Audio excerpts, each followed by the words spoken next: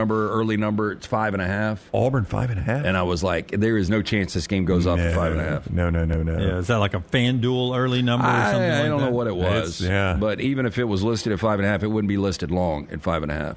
You think that one drops in a hurry? Yeah, I mean, I do. My initial lean right now is Auburn to win the game, but man, there's no way they're. But laying didn't 5.5 on the road. you said yesterday you thought Alabama would be favored? Yeah, right? I think Alabama's going to be a slight, skinny 1.5 point favorite. Okay, so who is a key?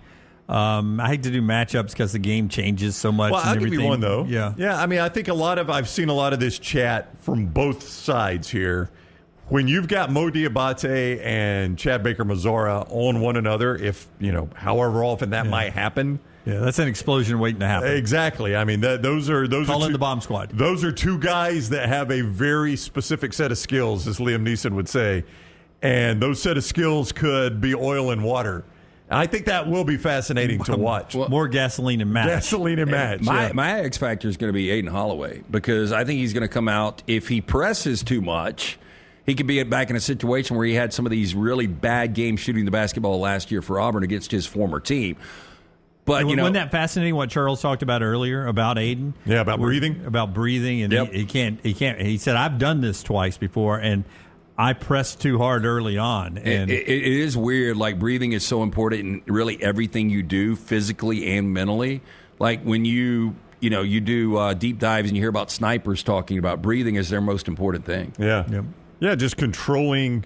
I mean, if you control that, you're controlling your emotions. But I could see Holloway go for 26 off the bench, and I could see him go 1 of 10 behind the arc. Or 0 for 10 behind the arc. So I do think he's going to be extremely important because he's been such really good instant offense off the bench for NATO. The dude's more than 50% from beyond the arc. If he went 0 of 10, that'd be a stunner. Just the flip side, I mean, Chad Baker trying to, block his shot or somebody like that. I mean, it's important to the other guys who were on the team with him last year to not let him get his. So that'll be an interesting dynamic. I keep bringing him up. I mean, Chad Baker-Mazara has got to get back to himself, playing like he does. I think that's important for Auburn, and I think Grant Nelson is big in this game because of his length, what he does rebounding, his defense, and his scoring. We talk about Mark Sears all the time. We talk about Janai Broome all the time.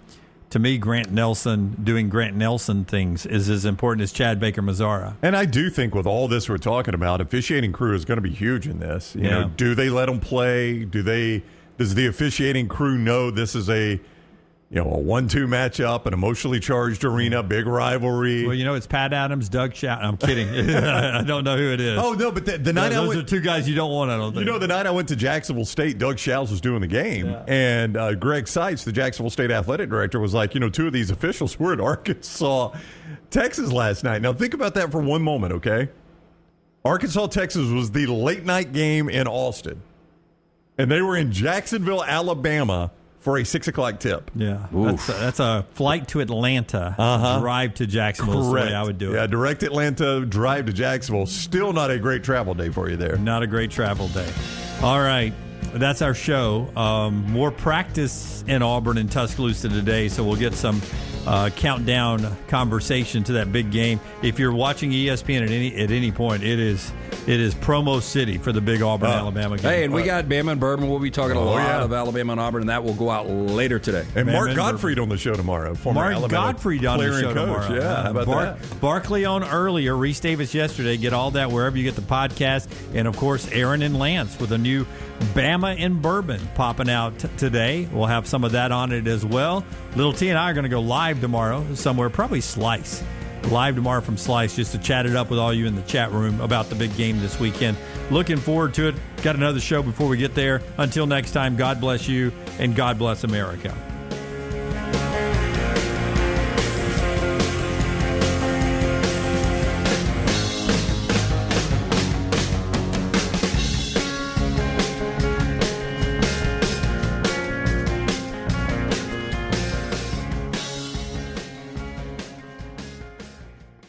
Take the next round anywhere you go with official Next Round gear.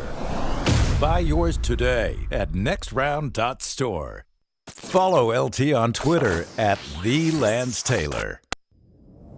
Jim Dunaway, Lance Taylor, Ryan Brown, Live from the Birmingham Racecourse Casino Studios, the next round, presented by Bud Light, is on now. Yeah, everybody wants to be no filters until the Open starts playing. Until one step up, right?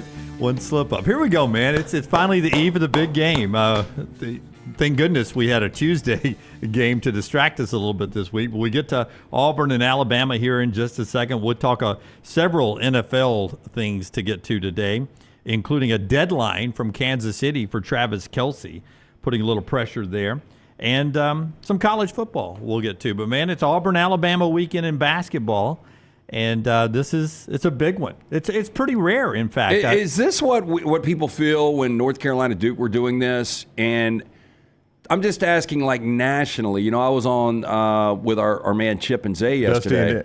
Yeah, that's Jim. No, that's Jim. Yeah. But they brought up the Alabama-Texas game, but they didn't bring up Alabama-Auburn this weekend. So I'm just wondering, like, how big this game is nationally. Yeah, I always remember us talking about North Carolina and Duke. That's the gold standard of basketball rivalries. That's why we talked about it. Like, if you ask me, have you ever watched a number one versus number two?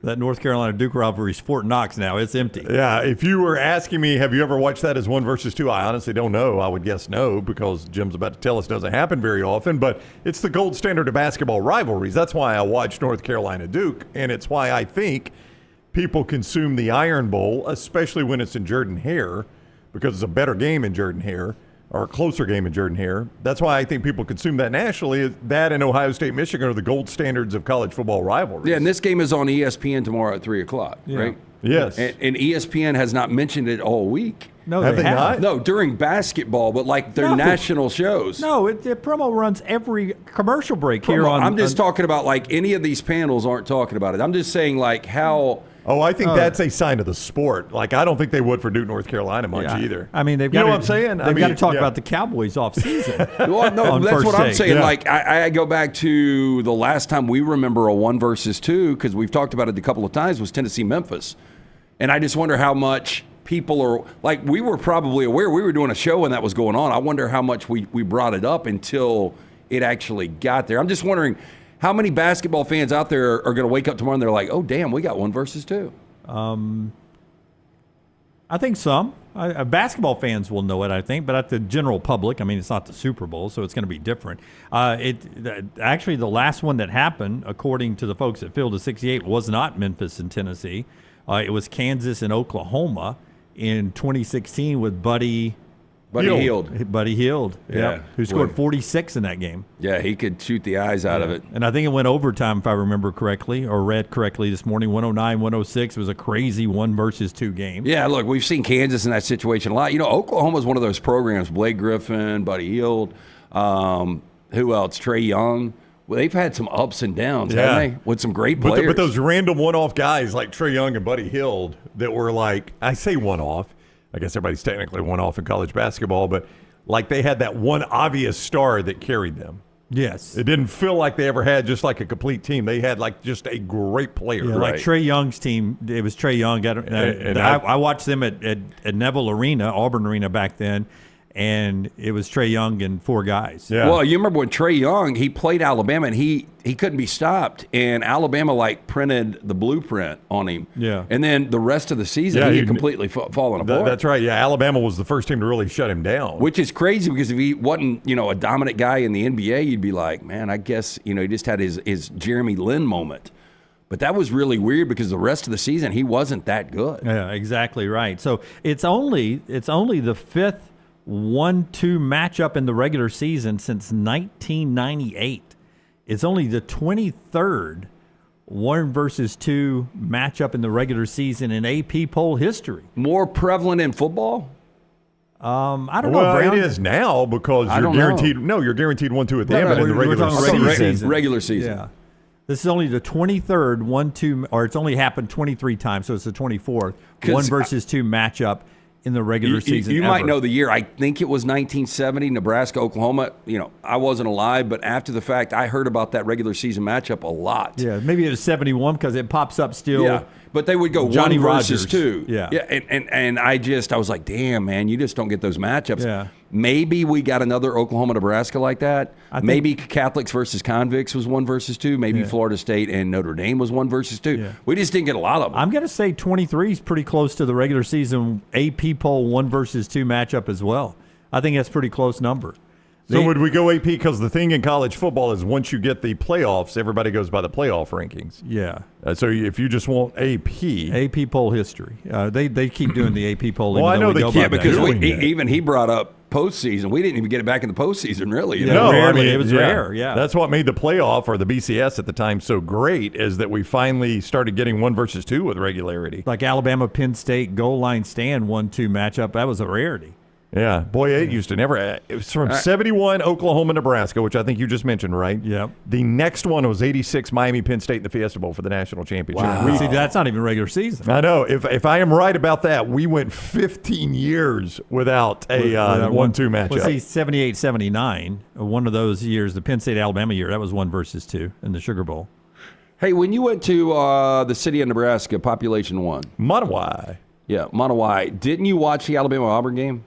I did. And didn't you say, like, you had to ask to get, like... Yeah, I was in a bar in South Dakota. It's basketball, Alabama. Yeah. Oh, yeah. Okay. It was February or March? February or March. I think it was March. I think it was the second of the 2 games. I was in a bar in South Dakota, in Yankton, South Dakota. It's the name of the town. That was the closest town with a hotel to Monowai. I had to drive up into South Dakota. I was in Yankton, South Dakota. I went into a bar. I remember, I don't know if you guys remember this, but I'll never forget it. I can finish. What? Tomato juice. Oh, well, that was at the place. It's a weird thing to say out of context. The whole takeaway from Monowai to me is tomato juice. It's a red eye. Yeah, it's a red eye. That was okay. So that was at the ladies' place at the one building in Monowai, Nebraska. What was her name? Miss Elsie. You think she's still alive? I have not seen that she died. Like occasion, if there's ever anything printed about that town or her, people will send it to me on social media. So I'm counting on people to let me know if she does pass, because I would genuinely be sad. That was one of the nicest people I've ever met. She was such a sweet lady. It would make news. Oh, I would think so. I mean, because now the town goes to 0. But at her place right there in Monowai, all the farmers from the area would drive in and have a beer after they finished their day in the field, and they would all put tomato juice in the beer. Like they'd drink a little bit off the beer, and there was always a can of tomato juice sitting right there on the table, and somebody would get it and put a little in and put it back. And Lance told me that's called a red eye. I'd never seen it in my life. The only time I saw it was in your favorite 1980s rom-com, we'll call it, Cocktail. Oh, they made a red eye in Brian Cocktail? Brown, his mentor behind the bar. And the best thing about that, TGI Fridays in New York, everybody's going nuts. Like there's any chance there would be people in TGI Fridays in New York. But he would make a red eye. So, but no, what I was going to say is, so I had to stay in Yankton, South Dakota, and I remember we were on Jocks, we Googled to see if there's a sports bar, because it occurred to me Bama and Auburn were playing that night. And there was a sports bar, and it was right next door to the strip club. And I don't know if y'all remember the name of the adult dance club there. Was the Cockatoo. The Cockatoo. Wait, and where was this? Yankton, South Dakota. It's where I watched I didn't watch the game at the club. I watched the game at the sports bar next door. So with a numeral, cock or two? No, the Cockatoo. It's a bird. Yeah, okay. They spelled it the way the bird spells it. Yeah, that's a fancy bird for Nebraska, right? Yeah. But that was the name of the gentleman's club there, was the Cockatoo. Yeah. And we were like, oh, wow. Female strippers? Yeah, I didn't go in, Jim. I have no idea. Yeah, she's still alive. She's not even 90 yet. Oh, there's no way. She's beyond 90. No, she was 88 in July of 2023. Last year they did an article, 89, Yeah, good for her. Sweet, sweet lady. But the reason I brought that up with him having to ask is I'll never forget. There they are. There's the happy couple. Us. Look at Scott, man. He can dig and find some photos, can't we? That was, that's Miss Elsie. She is the lone resident of Monowai, Nebraska. Lives right next door to the bar / restaurant / She's postmaster too, right? City hall / post office. It's everything. Hey, so do you listen? But first of all, Cockatoo. I'm going to say that's a male strip club. Well, I don't know. You want me to look that up too? I'm just saying you don't name a female strip club Cockatoo. And it's funny that I had this conversation. I forgot it was recently about I've never been a connoisseur of strip clubs. But I've only heard of one male strip club. Like we all heard of the Chippendales that were on like the touring circuit or whatever. There's one in Atlanta. I think it's called Swinging Richards, which is I think that's it. Yeah, I think that's it. Little play on words. Yeah, there. that's what I was going to say. Back to your play on What a words. great name. I know. Do you like that one, But Tyler? that's been around forever, Yeah. I think. 'cause Yeah, I don't even know if it's still open. All right, I'm going to go to the website. my TV here. days, the girls would go there for their bachelorette parties to Atlanta. Wow. Well, here's this week's answers. You tell me, is it male or female? Boy, that is rough as a corn cob. I mean, it's Yankton, South Dakota, Yeah. Lance. What did you have in mind? You can't even get an Uber there. Wait a second, Yankton? Yankton, South That's the Dakota. male strip club. That's the part you That's missed. all it had to be. Yeah. But, my point was going to be, I'll never forget. You guys remember the old ESPN Zone big sports bars? And they had them in a few hubs in America. Yeah. But they had one down in Manhattan. And so I was in New York for the first time. This is post 9/11 in 2001 in October. And I wanted them to put Alabama, Tennessee on. And you would think that, I was asking for the world trying to get that on one TV and all of those massive TVs.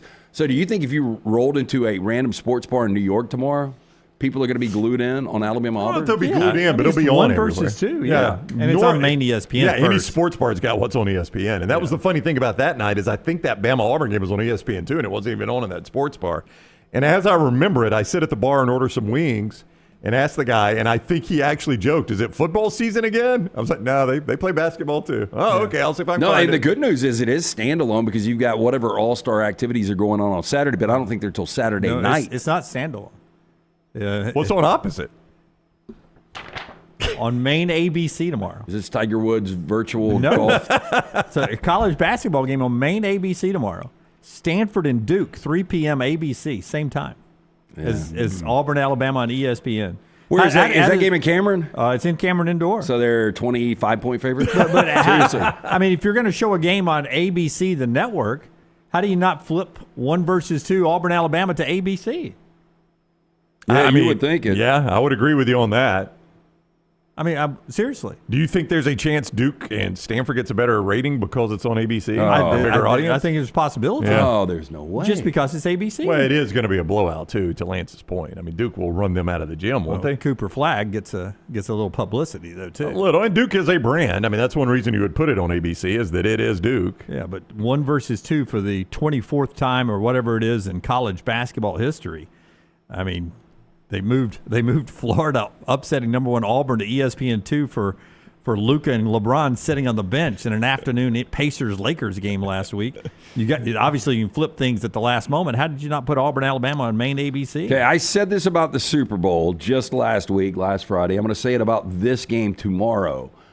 I did not see the Super Bowl. I really didn't see a scenario where there was going to be a blowout. I don't think that this game can turn into a blowout tomorrow. Do you? What's a blowout in college basketball? 10 to you? plus. 10 plus, yeah, that would be hard to see. I mean, maybe some garbage time free throws gets it over 10. Yeah, but I don't see it playing that way. No. There's no way of predicting or projecting how this game is going to go. It's going to be that volatile. We'll talk about it throughout the show. It is Valentine's Day for those that celebrate. I finally have a number on this game. Okay. First time I've seen it. Little T had one last night, but it was not. It was from FanDuel or something like This that. is legitimate scores and odds. Okay. What do you have? Alabama 1.5. That's what that's FanDuel what it's had been, last yeah. night. Yeah, Yeah. 1.5. High total 1.5. 172.5. Oh, that's exciting. Yeah. Yeah. So 1.5. But back to it being Valentine's Day, the show being brought to you by our friends at Woodhouse. Woodhouse, look, it's never too late to buy that last-second gift. You can get it right now from our friends at the Woodhouse Day Spa. The wife or girlfriend is going to absolutely love it. Hey, and look, for the man in your life, he's going to love the gift of relaxation as well.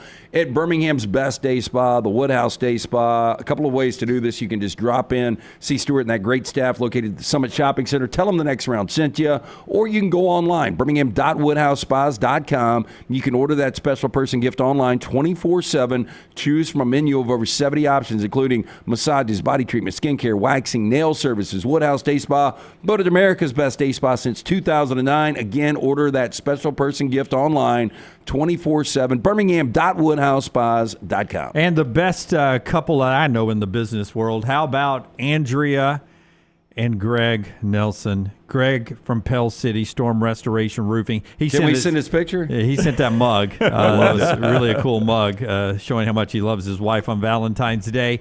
He loves you guys too. He'll give you a free, no-cost roof inspection, absolutely free, no obligation. Climb that ladder and let Greg get on that roof up there and take a look. You never know what's going up there. When's the last time you had your roof inspected? He'll do it for you. He does it free with no obligation. Roof replacement, he does that for you. He does storm damage repairs, all of that. And he has an unbelievable relationships with insurance providers in the area. And he's noticed some changes in the wording of policies here lately, and you need probably an insurance checkup if you've got an older roof, 5, 6, 7, 8 years. Greg has told me he's willing to walk you guys through some new information that could impact whether or not your roof will be covered the way you think it's going to be covered. He'll do that for free as well. 205-542-3531, 542-3531, or Greg from Pell City on Facebook. It is Storm Restoration Roofing. Later on, I would like to go through some player props, and we'll create the own player props ourselves for this Alabama-Auburn Okay, game. well, I've got my 4 downs has got a lot of like player prop-like things in it. So if you wanted us to do that at one point, and then we could follow it up. We'll do 4 downs and follow it up with a few more coming up a little bit later on the show, because some individual matchups, and it's always it's tough for me in basketball to know who's going to be on who, right? Like, you'll get some Cliff Amore on Janai Broom. You'll get some Sherelle on Broom. You'll get some Grant Nelson on Broom. Teams are switching all the time. That's right. I mean, Broom could score on any one of 5 players, that's potentially. right. Or Sears could score on any one of 5 players. Sometimes it'll be a screen mismatch, and it'll be Sears on Janai Broom. So it's harder than it is in football to do some individual matchups. But we'll look at some individual props coming up. But here's my big question about this. If I said you have to make a prediction right now, winner of tomorrow's game, do they end up being SEC champion or not in the regular season? Give me your answer. I mean, if it's Auburn, yes. And the only reason I say that is because Alabama's remaining schedule. Not that Auburn's is easy, but Alabama's is, I think, actually, I know we say it's the hardest in the country. I think everyone has looked and said, yes, it is absolutely the hardest remaining 6 games in the country. There's nothing that compares. ESPN metrics and the broadcast the other night said it was the toughest remaining schedule in the country. Yeah, and I've read where the Ken Palms and the Torviks of the world, all the analytical sites agree that it is the toughest 6-game stretch remaining. So because of that, even if Alabama wins that, I could see a way it would play out where they wouldn't be regular season conference champions. If Auburn wins, they've got that outright 1-game lead over Alabama with a game to be played in Auburn. And with Alabama having that tough schedule, could still happen, but it's tougher to see for me Auburn falling out of that than Alabama. Auburn wins this game. Auburn is going to be your regular season champions. They're not going to be underdogs in any more games moving forward. Even at Texas A&M, they wouldn't be an underdog? Really? Nope. Dang, A&M's good. Yeah, I know. But, I mean, who's better, Alabama or A&M? Alabama's a 1.5-point favorite. If Auburn goes on the road and wins that game. That is an excellent point. But Bama's going to be an underdog in Knoxville. They're going to be an underdog in Neville. They possibly could be an underdog against Missouri. I don't think so. But I think Bama's still got another loss in them. So I think if Auburn wins this game, I think it's pretty much done. So that is at what's at stake tomorrow from Alabama's point of view to stay in the hunt for the SEC regular season championship. One of those was won by Mark Gottfried back in the day, and one of the great moments in Bama basketball history. The former Alabama coach and player will join us coming up in the next segment at 9:30 this morning Central Time as we continue to talk basketball. That includes Bruce Pearl, cut number 1 here. Bruce yesterday had a chance. Nate's doing it a little bit later on this morning, his local media availability, but Bruce did it yesterday. And as we had Reese Davis on our show earlier this week, he reminded us of the great game day location, Memphis in Tennessee back in the day, where they were 1-2. Bruce Pearl versus John Calipari, and Bruce was waking up those echoes yesterday. What I remember about my last 1-2 game in Memphis in 2008 was that both what John Calipari was trying to do at Memphis and I was doing at Tennessee, try to make our basketball programs relevant on a national stage. Just knowing that night with College Game Day present at the FedEx Forum, it was 1 versus 2 in Memphis, Tennessee, with 2 teams from Tennessee. and it's very similar now. And the thing I was proud about then was that it wasn't at Chapel Hill or Durham or Fog Allen or Poly Pavilion or up at Michigan State, or it was in the state of Tennessee. Same thing here. This game's in the state of Alabama. Yeah, I do remember vividly watching that game. That was a big deal in Memphis and Tennessee because they played it late enough in the season. You thought that Pearl, I don't think there was any thinking to this, you thought Pearl and Calipari did not like one another. Pretty confident I was correct on that one. Yeah, I mean, it just... I remember that game was at night, though. It was. Yeah. It was. Yeah, it was prime time. Yeah. I remember watching that one vividly. And then there is what is going on with the students. Can you show me Brooke Friedrichs, I think's her name? She says for the second year in a row, Brooke is first in line camping out to be the first student through the gate there for the student section over there. First time I've ever seen anyone in Tuscaloosa camp out. Is she wanting to be the first for game day or the first for the game? She'll be the first for the game. Oh, okay. She'll be first for the game. She'll go in for game day too. I'm probably forgetting this, but has this happened before? I don't remember. She literally says she camped out last year, was first in line last year too. And Aaron Suttles, though, I don't know how many people were out there, but cut 4. Here's Aaron Suttles saying with Bama and Bourbon yesterday, LT, big, always talking Alabama stuff every week. Bama and Bourbon, great podcast, watching on our platforms. Aaron talked about seeing Brooke and the rest of the Bama students out there yesterday. And by the way, students are already starting to camp out at Coleman. And if you know Coleman, where the students By the way, it's something I've never seen. Now, obviously, it kind of started with the Cameron Crazies. Yeah.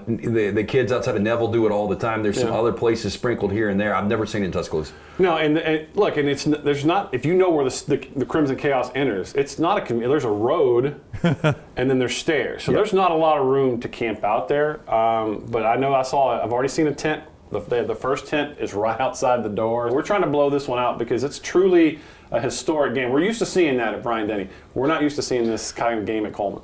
Yeah, the road makes it difficult there. Yeah, you do not want to camp out on the road. We've got somebody trying it near us. But you do not want to camp out on the road. That is super tricky. Yeah, I don't know what the end game is on that one. I really don't either. I'm afraid what the end game is going to be, but I don't know if that's the intention. 1.5 is the point spread. We'll talk to Mark Gottfried coming up on the other side. Lance's Lock has your plays on a massive college basketball weekend brought to you by our friends at Hemp Hill. Yeah, 205-229-2090. Trust the name Birmingham has trust since 1954 for all of your plumbing, heating, and cooling. Any of those issues arise in your home or business, they are ready to serve you. Call Adam, Chad, Andrew, the guys there. Tell them the next round sent you. 205-229-2090 or hemphillservices.com. Take the next round anywhere you go with official Next Round gear. Buy yours today at nextround.store. Make Valentine's Day special with our friends at the New York Butcher Shops. Right now, their Valentine's Day special, you get 2 certified Angus prime beef choice fillets, 2 twice-baked potatoes, fresh salad for 2, and yeast rolls. The choice, $59.99. The prime, $74.99. Available for pickup right before Valentine's Day. 2 locations. The New York Butcher Shop, Cahaba Heights, 205-970-7300. The location in Greystone, Highway 119, 205-703-8825. This Valentine's Day, make it rare quality, well-done service. The New York Butcher Shop. This hour of the Next Round is presented by the Birmingham Racecourse Casino, now featuring 7 days of giveaways with your chance to win a share of up to $125,000. The more you visit the Birmingham Racecourse Casino, the more chances you have to win. Happy football season. At the Next Round, we strive to make our loyal listeners feel like they're a part of the action all season long. My name is Emily Grace McWhorter, and I do that by bringing you along for any given Saturday in Auburn or Tuscaloosa. From pregame warm-ups, touchdowns that make you feel a part of the play, and everything in between, our goal is to make you feel like you're inside Bryant-Denny or Jordan-Hare. Follow along on our social media at Next Round Live on Instagram, X, and Facebook. Also, check out thebarnauburn.com and covercrimson.com while you're at it. Here's to fall Saturdays. Follow Next Round Live on Twitter, Instagram, Facebook, and YouTube. The social media team at Next Round Live is dedicated to giving you daily news conferences and practice video from UAB, Alabama, Auburn, and around college football. Follow and compare to the sites you used to visit. You'll also get the latest highlights and news from the Next Round Daily Show. Turn on the notifications so you don't miss a thing. Next Round Live on Twitter, Instagram, Facebook, and YouTube. See more at nextroundlive.com. It's time to pull the trigger on the Next Round merch that you've been eyeing. We know there's a lot to choose from at nextround.store, so here's a few of our favorite picks. If you want to match LT and Brown, go with a TNR logo hoodie and throw in one of Dunaway's favorite hats. Any of them will do. The Backroom's go-to is the classic logo t-shirt, while my personal favorite is the light blue TNR crew neck. All of these items can be found at nextround.store and are EG approved. Rest assured, your order will be packed with lots of love from us here at the Next Round. Head over to nextround.store to start filling up your cart. Hey friends, if you're looking to expand your business and inform the Next Round audience about your exciting brand, contact us at sales@nextroundlive.com to be part of the team and advertise your product to hundreds of thousands of potential consumers on our ever-expanding platform. Let the Next Round help take your business to the next level. Get more information by emailing us at sales@nextroundlive.com, and one of our team members will work with you to build a plan to take your business to the next level with the Next Round. Since you listened to my last message so well and got rid of those cargo shorts and stained t-shirts, it's time to replace them with Rovech. Go to Rovech.com and click on the refreshed collection to find all that you need for an EG-approved wardrobe. It includes pieces that will have you ready to hit the golf course after a busy day of meetings, or comfy favorites for travel and working from home. Get 20% off using code TNR20. See, I'm saving you some money. Hey, Lance Taylor from the Next Round to tell you about my friends at Michelson Laser Vision, located conveniently UAB Highlands. Almost 20 years ago, I went in for the procedure. Only took 12 minutes for both eyes. When I went in, I had 2200 vision. I was legally blind. Now I have 20/15 vision, still 19 years later. Make the call today. Schedule a hassle-free consultation. 969-8100. Dr. Mark Michelson, Dr. Jen Michelson, Michelson Laser Vision. Make sure you tell them the Next Round sent you. 969-8100 or MichelsonLaserVision.com. No matter the occasion, the Next Round store has you covered with whatever you need. Head over to nextround.store and start filling your cart up now. When you wear your gear, make sure to let us know by posting on socials, and you might just end up seeing yourself during a commercial break. Go browse now at nextround.store and place your order before the break ends.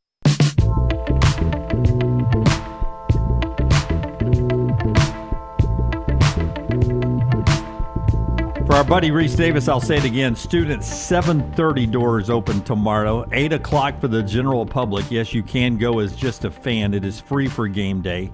9 to 11, the show over there. And we'll have some of our coverage on social media from game day. And then all day long, during pregame, game, postgame reaction, all from over in Tuscaloosa for number 1 Auburn, number 2 Alabama. Unless you're a big fan of the coaches poll, then it's number 1 Alabama and number 2 Auburn. However you want to spin it. Mark Gottfried, former Alabama coach and Alabama player, with us now on the JohnstonRVCenter.com hotline. Good to see you again, Coach. It's been a while. How you been? I'm doing fantastic. I hope you guys are well, too. We're good. You know what, Dunaway, or somebody sent us. You didn't find it. Somebody sent us. Lance was not able to make it, but I don't know if you remember this. You put the media through a practice once, and me and Dunaway came over there. He found the picture. I'll text it to you. He found the picture, or somebody found it and sent it to us. That is an old picture. I had great hair. If I can remember correctly, I don't think I offered any scholarships to the media after that practice. I don't think anyone qualified. We were out of eligibility for sure. Yeah. Hey, I know we'll get into this game, but just NIL in itself and how much this thing has changed since you were coaching. Do you think there's anything about NIL you would have enjoyed?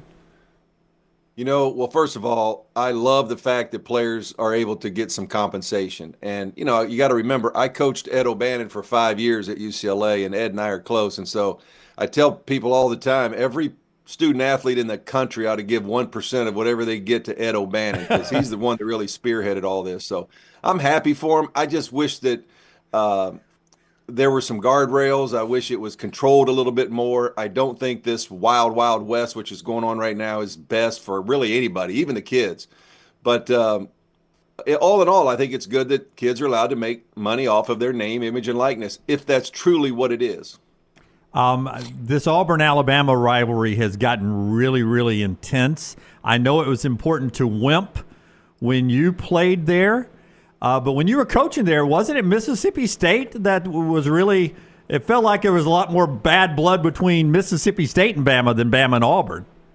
Maybe bad blood was there, but it's funny. Rick Stansbury, were actually pretty good friends right now. Don't ruin it for me. Never seemed like it. No, don't ruin it. I know. Time heals all wounds. But, you know, the Alabama game was always big as a player, and then obviously, you know, as a coach too. And if you remember, People may not remember this. When I took the job at Alabama, I was 32 years old, just turned 33. And Cliff Ellis, Auburn was actually on the cover of Sports Illustrated, Chris Porter.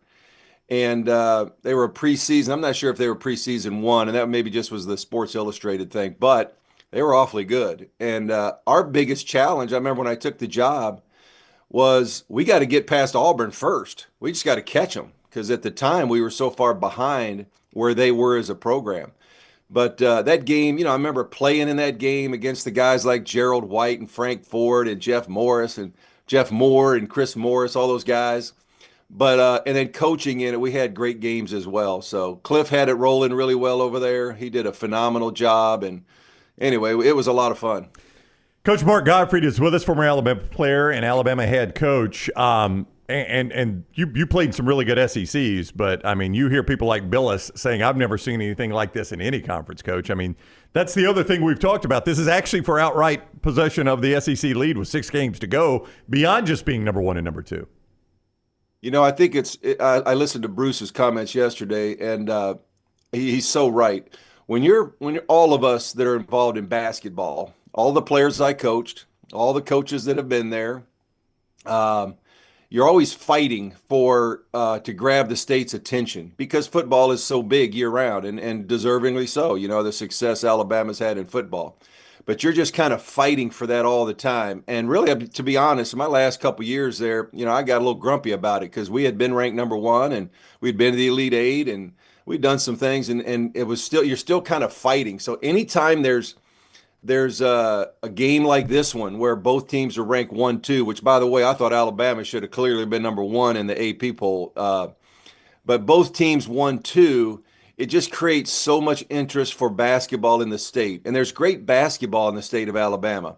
And so many times it just gets overlooked. And, I had Richard Hendricks on my podcast the other day, and we talked about it. And, a lot of the players, we all feel the same way. We love Alabama basketball, and I'm sure Auburn basketball, but you're always fighting for that attention. And right now, the whole country is going to pay attention, which is wonderful for the state of Alabama and the sport of basketball. The three of us have always said you can coexist as a football and basketball school, but, I remember doing this early in my career where there was a moment you were the highest paid coach in Tuscaloosa. And that was a big deal. It would be a much bigger deal now. Yeah. But internally... Nate Oates would love that, trust me. Internally, was there any kind of, any kind of awkwardness? Was there any animosity towards you? There was probably some, and I think Mike Shula was there then. How about this one? A lot of people don't realize this. In my 11 years as the head coach, we had 5 head football coaches in 11 years. You guys will all remember that period, starting with Mike DeBose, and then, I was there, obviously, Nick's, first probably year and a half. So that whole stretch, and football was struggling. And we, I think had done a pretty good job and all that, but it was a little bit awkward. And I think you could hear the grumblings of people like, wow, I can't believe this is actually happening. But, in time, it all settles itself out. Alabama football is always going to be and should be. There's such a, and what Nick did there was unreal. So that program nationally deserves all that attention. But like I said, when you're a player and a coach there, you feel it. Everybody feels it. And Nate has done such an amazing job, elevating that program, I think, to another level. We'd all done a good job, but I think Nate has taken it to another level. But I just love the fact that people are talking about basketball. And you know what? There's a lot of basketball fans in Alabama that have just when you're winning, they just kind of come out. And you wish they were there the whole time. But I'm glad for this game and for the state. So I'm in the desert last year at the Dome, and Alabama comes running out for warm-ups for the Final Four. And truthfully, I had to fight back tears a little bit. I just never thought I'd see it. Was it because of that one practice coach put you through? No, I just never thought I'd tears. But I was sitting there and I got a little emotional. And for a guy that wore the uniform, I instantly thought back to your team in the 80s, which I thought was one of the best teams in the country. To me, that should have been the first team to go to the Final Four. I thought your team, and you let me down in the 80s, and Nate was able to deliver. Hey, Jim, I'm sorry. I really am sorry. Thank you. I've been waiting years for that. Yeah. You know, I'm going to tell you, I felt the same way you did, Jim. I was so happy for Alabama and for all of us that played and coached. You know, I played and coached. So I'm a little different than most everybody. But for all of us, it was such a great moment. And, the team in '02 that I had that, we were a 2 seed in the tournament and got upset by Kent State, who went to the Elite Eight, and they almost made it to the Final Four. But, that was a team I thought had a great chance to get there. Our Elite Eight team I had, I think if we'd have played anybody other than UConn that year in 2004, we might have been able to crack through there. They were just so good. They were too dominant. They won the whole thing that year. But I felt like you did, Jim. I was so happy for Alabama and what it does for, again, people's attention. And I'll give you an example. When I coached at NC State, there were North Carolina basketball fans that I'm not sure they knew that North Carolina had any other sports. They just went to the store and bought a North Carolina hat, and they followed North Carolina basketball. And they didn't know if they had a football team or not. It was almost like a pro team. Alabama football has always been that way. You have fans that wear that Alabama hat proudly, but they're basically just football fans. And I think games like today, it kind of creates a lot more energy and the fan base, and it just does so much, just like the Final Four did last year. I was so proud and so happy for the program in general. And hopefully they can get there again and maybe even win it. That'd be spectacular if they can do that. You mentioned Coach Mark Gottfried is with us. You mentioned you looked at Bruce Pearl, some of what he was saying yesterday. Nate Oates will meet the media today.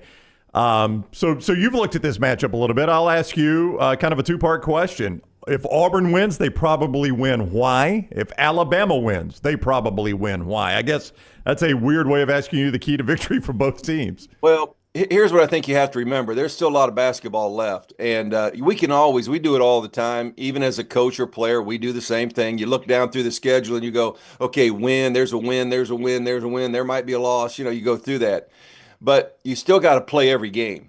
And when the ball goes in the air and the popcorn's popping, anything can happen. Anything can happen on a given night. So I don't think it's determined Saturday for sure. Certainly, whoever wins the game has a leg up. But you got two really good teams. I love the way that Nate's teams play. As a former player that was a pretty good shooter, I would have loved to play in that. Now, I love playing for Wimp Sanderson. Trust me, I love playing for Wimp. He was the best. But, the way they shoot the three, it puts so much pressure on other teams and how to guard them. I said that last year. The Elite Eight, Sweet 16 and Elite Eight games were in Los Angeles, and I was at those games as well. But the way that they play, it just puts a lot of pressure on your transition defense, getting back, finding shooters. Your defense ends up so spread out because you're guarding a three-point line. They have opportunities to get the drives to the basket.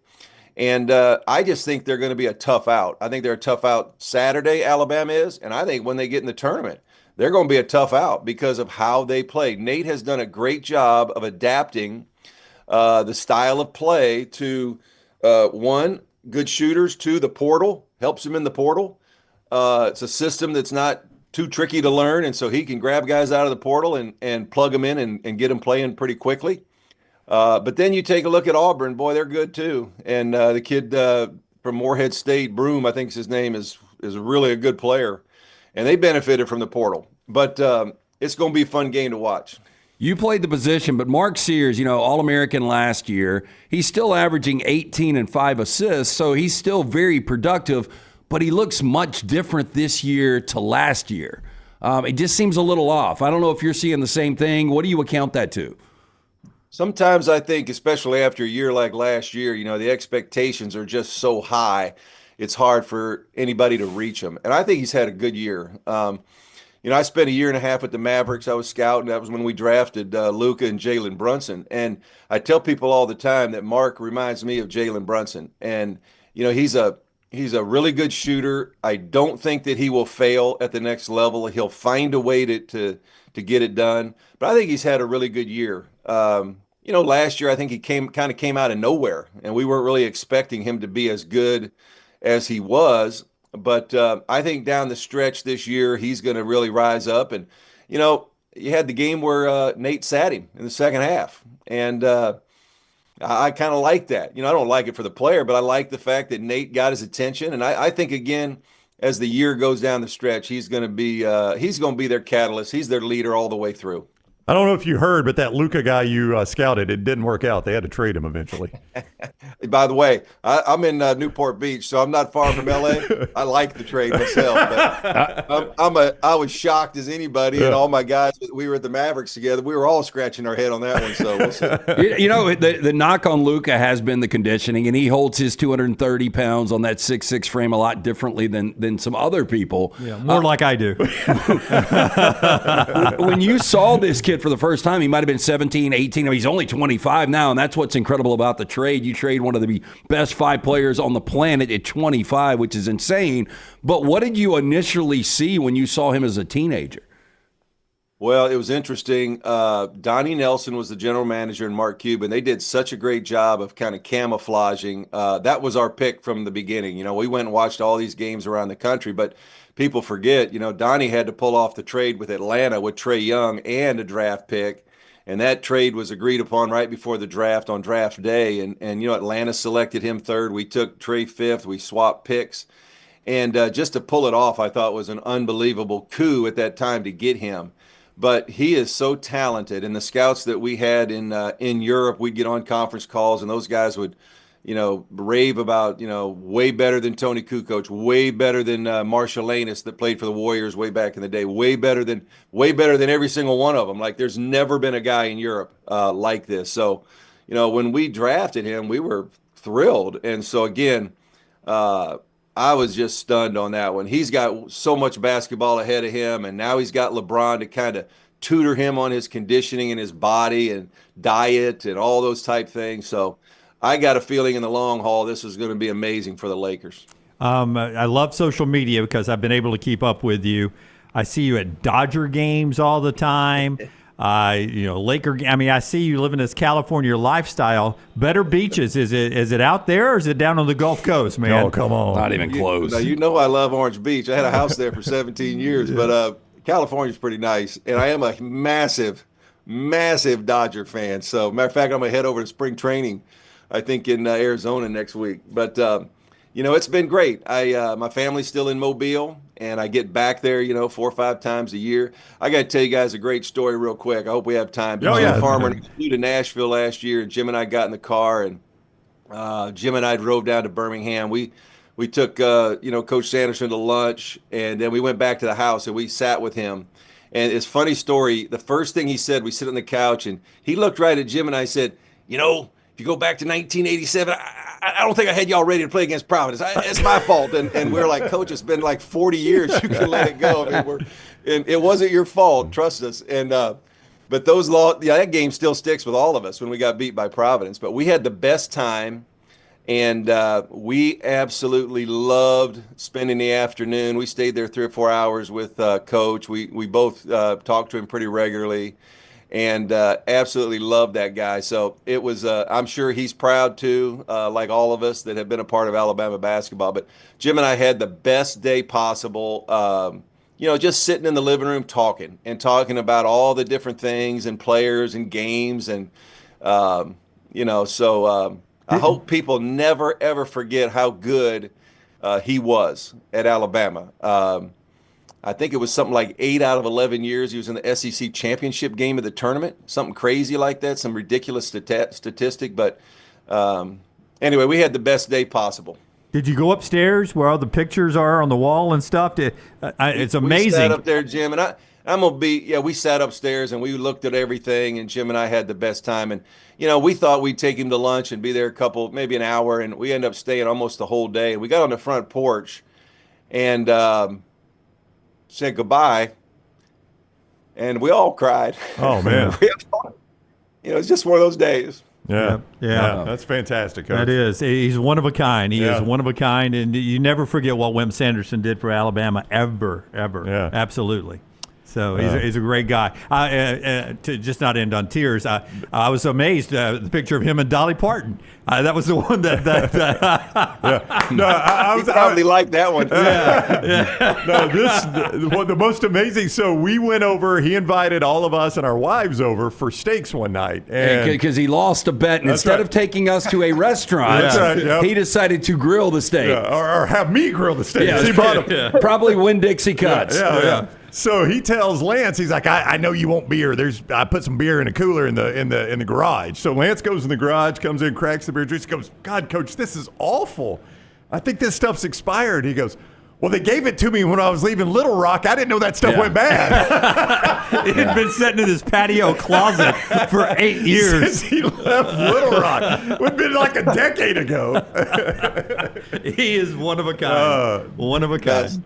The best. He's the best. Coach, it is always good to talk to you. Good to see you again. Glad you're doing well. The podcast, CoachMarkGottfried.com. CoachMarkGottfried.com for everything Coach is doing. He mentioned our buddy Richard Hendricks on there recently, so go support that. Sadly, it's so good. I mean, we're professionals at this. Oh, yeah, and right. I watch him, and I'm like, he's the damn basketball player and coach. I know, and he's better And than then us. he's got this podcast, and he's really good at it. And I'm like, damn, I can't be good at anything better than these coaches and players.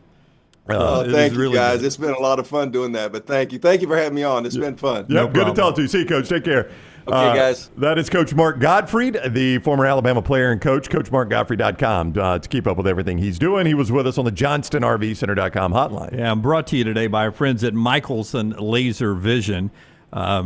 Wimp's holding on to something from 1987. I still bring it up all the time. I think every Alabama fan does. You remember 20-something years ago now when you made the choice with Michelson. Yeah, one of the best decisions I made when I was in radio. I was wearing the glasses, the contacts and the solution for over a decade, wasting money each and every year on that. Finally went in, got screened out. I was a potential candidate. I got the LASIK procedure done. I went from 20/200 vision, where I was legally blind without the aid of contacts, to 20/15 vision, better than 20/20. Make the phone call that I made, 205-969-8100. Ask for Amy. Tell her the next round sent you. Dr. Mark Michelson, Dr. Jen Michelson, best in the business. You can schedule that hassle-free consultation today, 205-969-8100 or michelsonlaservision.com. All right, so Lance says right now the point spread 1.5. You got a feel, is that where it'll go off? You think that'll move some right there at mybookie.ag? Real quick, right now on the promo that's airing, it literally said Iron Bowl rivalry. That's what it literally said during the promo that was airing on ESPN. It went in white letters, Iron Bowl rivalry. It makes no sense to have bowl in a basketball. I do think the number will go off around that. Off at 1.5? Yeah. I see it right now, by the way. It's up to Alabama 2. Okay. Yeah. At mybookie.ag. Okay, just on that, before you tell us about MyBookie, you say that, Lance, because if a lot of people are betting on Auburn, then that number would hold at 1.5. Is that the way that works? No. If a lot of people betting on Auburn, it would tick down. It would go from 1.5 to Alabama 1. Unless maybe they even think a pick. they got it right. Yeah, but I mean, like, the money's going to dictate where the fluctuation of that number is. I think the money's going to be kind of split. I mean, you do have 1 versus 2. It's virtually a picket. Total of 172.5 right now. You can also bet at mybookie.ag the national championship winner, Duke and Auburn, your 2 favorites there at plus 400. Alabama at plus 840. They're your 3rd best favorite, just behind Auburn and Duke. So that's a look at what's going on in this game here. They play for the outright SEC lead. You can play all that right there at mybookie.ag. Code next round when you sign on. Code next round, you make your initial deposit. They are going to give you a 50% deposit bonus in the sports book up to $1,000 with code next round. That's 50% up to $1,000. When you go into the casino, TNR Casino is the code there. You make your initial deposit. Use code TNR Casino. That is a 300% initial deposit bonus that gets you all the way up to at least $2,000. So very generous there at mybookie.ag. Bet anything, anytime, anywhere. Mybookie.ag. Code next round. That is mybookie.ag. Code next round. It's if you didn't even have Alabama and Auburn playing each other, it is a massive weekend in college basketball. And it starts off, you'll have games going on when this is actually on, but on CBS, 11:30 is the bracket preview. And this is the actual head of the selection committee that will come out and give you the top 16 seeds the way they have it right now, a month from Selection Sunday for you, or 3 weeks, however far we are. I guess it's a month from Selection Sunday. and they'll give you the top 16. And spoiler alert, it's at 11:30 tomorrow. It's going to be Auburn 1 and Alabama 2 on the overall. And Duke 3. Duke 3, and then we'll It'll see be interesting to see what they do after that. Where the SEC falls Probably out. Florida. Probably Yeah. Florida. Yeah. At 4. Houston up there probably next, or Houston will in the be in mix to there, be yeah, next. yeah. I'm interested. Tennessee will not die. Yeah. They can. I mean, They keep splitting weeks and hanging on to a high seed. Tennessee still is 4th in the net. Yeah. They moved up last night. Did Tennessee play last night? They did not. not. No. They moved up last night to 4th in the net. Florida dropped. Didn't Tennessee and Florida play recently? Did I see that game? What happened there? Yeah. Weird, the net. is. But your net right now is Auburn, Duke, Houston, Tennessee, Florida, Alabama. So if they put Alabama number 2, which I agree with you, I think they will.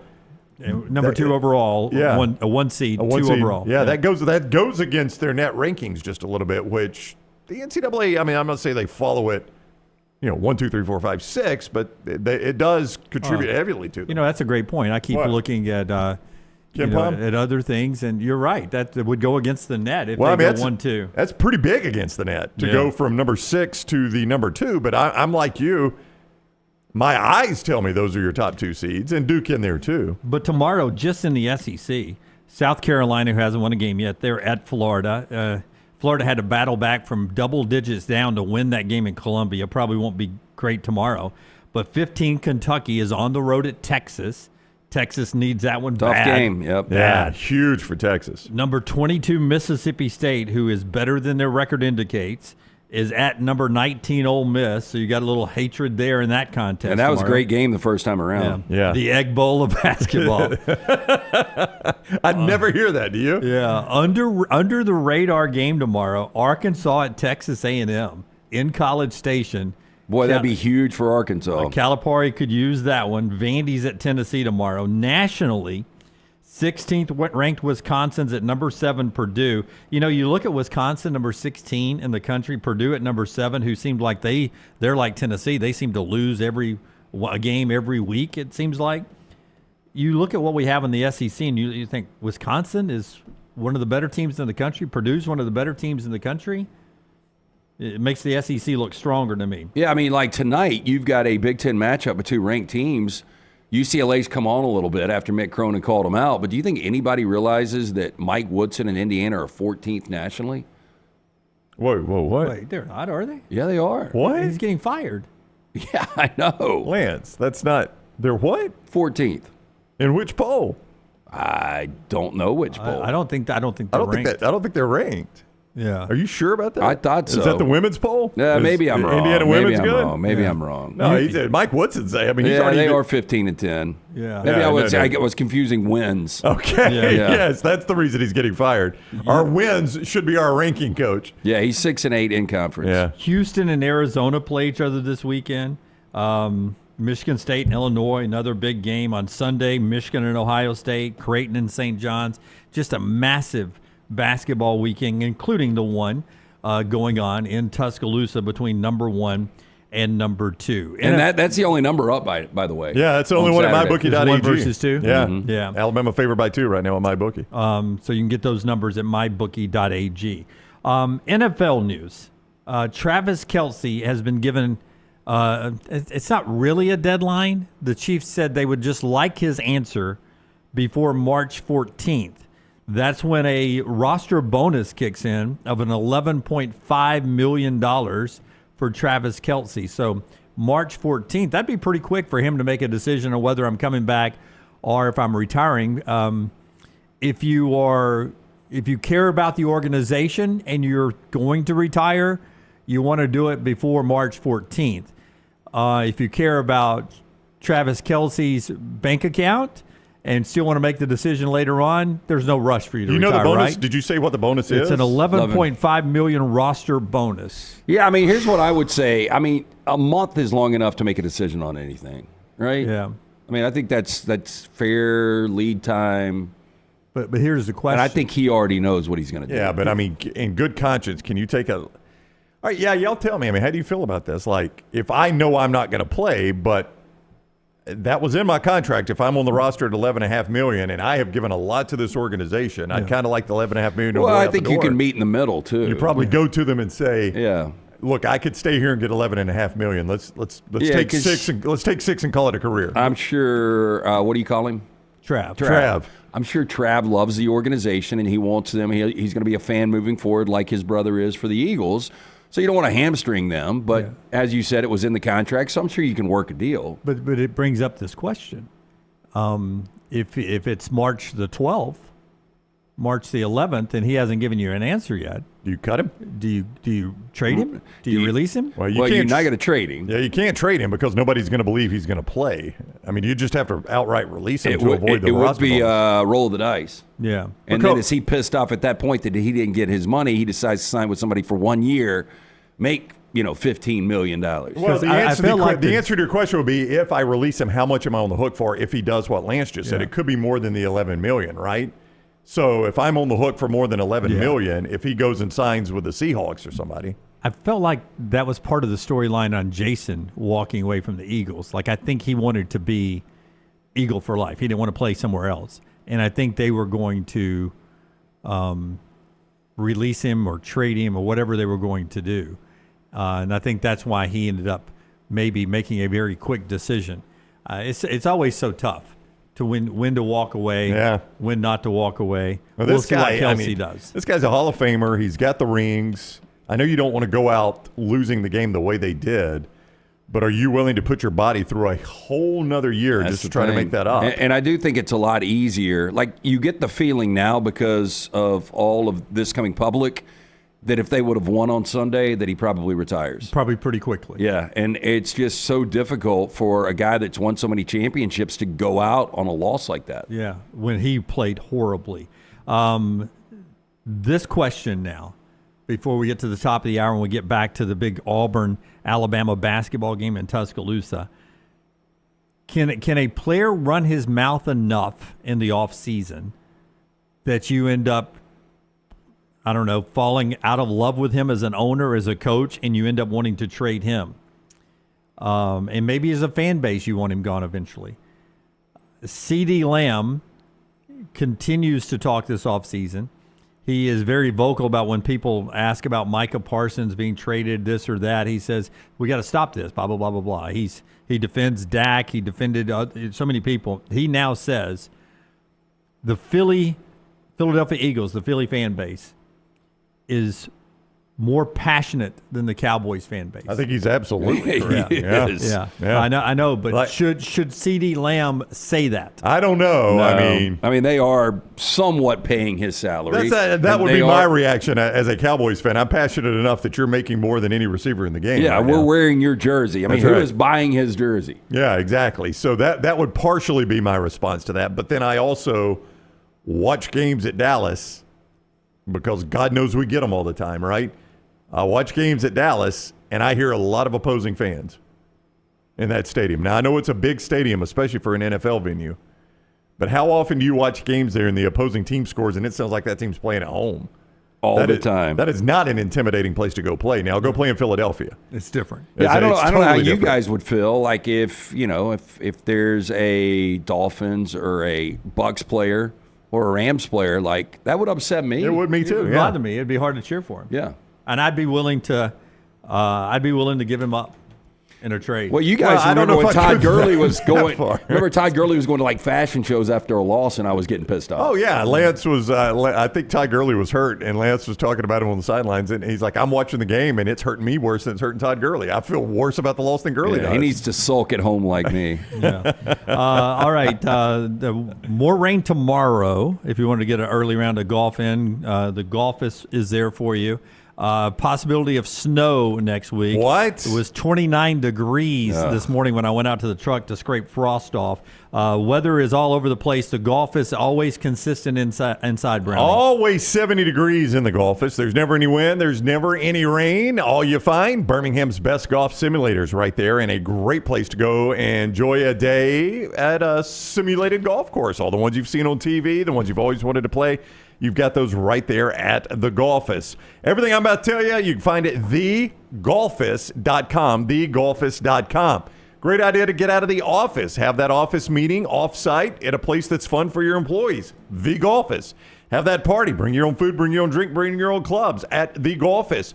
play while you watch the games on TVs right there in each bay at the Golfist. You can do all of that. Highway 31 in Vestavia, Van Road just off Highway 11 in Trussville, coming soon to Highway 280, always online at thegolfist.com. And our friend at danielmoreart.com, danielmoreart.com, to find folks with new life, always highlighting the works of Daniel A. Moore. When it comes to great Alabama prints over the years, that includes that one you see on your screen right now, The Legend. A tribute to Coach Nick Saban's 6 national championships. The Legend is there from Daniel A. Moore and so much more. Use the promo code TNR. That helps you out all the time for great discounts. But always check out online danielmoreart.com, danielmoreart.com. When we come back, more from Bruce Pearl on going up against Aden Holloway and others in Tuscaloosa tomorrow. It's coming up on TNR. Follow The Next Round on Twitter, Instagram, and Facebook at Next Round Live. Let's face it, a home is one of the most powerful assets you can have, and our friends at Mortgage Right want to help you build wealth through home ownership. Mortgage Right is all about providing competitive rates, a variety of loan products, and a multitude of resources for a seamless home buying experience. They treat their borrowers like family and are always looking to bring more happy homeowners under their roof. See more by visiting mortgageright.com/TNR today and start living. That's mortgageright.com/TNR. NMLS 2239, Equal Housing Lender. Hey, there's nothing worse than waking up to a plumbing problem. Don't get caught in a flooded house. Call the guys at Hemp Hill Services. Adam, Chad, and the team at Hemp Hill are the only ones I trust to fix it and fix it right the first time. Hemp Hill Services does it right and always at a fair price. For all of your plumbing, cooling, and heating needs, trust the name that Birmingham has trusted since 1954. That is Hemp Hill Services. Call now, 205-229-2090. That's 205-229-2090. Hey, Lance Taylor from The Next Round to tell you about one of our favorite places for breakfast, lunch, and dinner. That is Hamburger Heaven since 1982. Hamburger Heaven has been serving Birmingham's best hamburgers, cheeseburgers, French fries, hand-spun milkshakes, and sandwiches made fresh to order. All of their ingredients are fresh and prepared daily. This includes their beef, always fresh, never frozen, hand-pattied each and every day. For breakfast, lunch, or dinner, visit any of the 4 locations, Highway 280, Irondale, Gardendale, and Homewood. When the clock hits 0, go to all Next Round video platforms for instant reactions for the latest Auburn and Alabama basketball games. Follow, like, subscribe, and set those alerts. The madness starts now, so be a part of it at Next Round Live on all social platforms. Hang out with the Next Round on the go. Whether you're driving to work, running errands, sitting on the beach, or you just need a break from the real world, we can keep you company. Check out the Next Round, Mystery Fifth Hour, and our other shows on your favorite podcast app. We'll meet you there. Start your day online with our website, nextroundlive.com, for the latest videos, podcasts, and college football stories. It's also a great way to stream the show or shop in the Next Round store. Stay connected by visiting nextroundlive.com. There's no off-season at covercrimson.com. Sign up now and get daily shows plus behind-the-scenes intel that will keep your Alabama fandom rolling all the way up until kickoff. Follow Cover Crimson on all social platforms and sign up today at covercrimson.com. As we all know, there's no off-season when it comes to college football. If you want to stay in the know with all things Auburn, join us over on thebarnauburn.com and get $25 off your annual subscription. We'll keep you up to date and give you exclusive content all the way to the first Saturday of football season on thebarnauburn.com. Hey, let me tell you about our friends at Urology Centers of Alabama. Compassionate and comprehensive urological care with 35 physicians, 17 locations across Alabama. Their patient-centered approach to all of your urological needs. Remember, they've got that new men's health center. It is beautiful, helping men with a wide range of sensitive male issues in a comfortable environment. You can always go online, visit urologycentersalabama.com, schedule an appointment with one of their many urologists today. If you're looking to expand business and inform the Next Round audience about your exciting brand, contact us. Send an email to sales@nextroundlive.com to be a part of the team and advertise your product to hundreds of thousands of potential customers on our ever-expanding platform. Join our existing partners in the fastest-growing media space, both live and on demand, and reach the most desirable audience for your business. Get information and more by emailing sales@nextroundlive.com, and one of our team members will work with you to take your business to the next level with the Next Round. Take TNR on the go with a podcast built for your satisfaction. Miss Hour 1? Find it in podcast form. Miss Hour 2? Stream it now. Miss Hour 3? Download it for later. Miss Hour 4? Well, just know it's never coming back. Listen to TNR wherever you find podcasts. Jim Dunaway, Lance Taylor, Ryan Brown. Live from the Birmingham Racecourse Casino Studios, the next round, presented by Bud Light, is on now. Here we go now as we move to hour number 2 on a big Auburn-Alabama basketball weekend. Let's put something to rest from Alabama-Texas from earlier this week. The old 82-82 SEC run. Tyler, if you'll get cut 5 ready. Karl Ravech, who's fantastic, and I hate to pile on Karl, but he's the one that brought up the SEC record before out of conference. What was it? 100 and something to 24 or something. And then he said, but since the league started playing January 4th, it was 82-82. Nobody's really separated themselves. He first sent out this tweet saying, just landed and I see X is on fire. Simple explanation. Tongue-in-cheek 82-82 record was to illustrate any night either team can win, and one will. Clearly very poor execution on my part. It is amazing that Alabama-Auburn have only lost once in such a great conference. That's all from Karl Ravech. The jokes continued to the Kentucky news conference yesterday, and head coach Mark Pope, listen in. Coach, everybody talks about the SEC being the best conference in college basketball, but the conference is just 500 since conference play started. What do you make of that?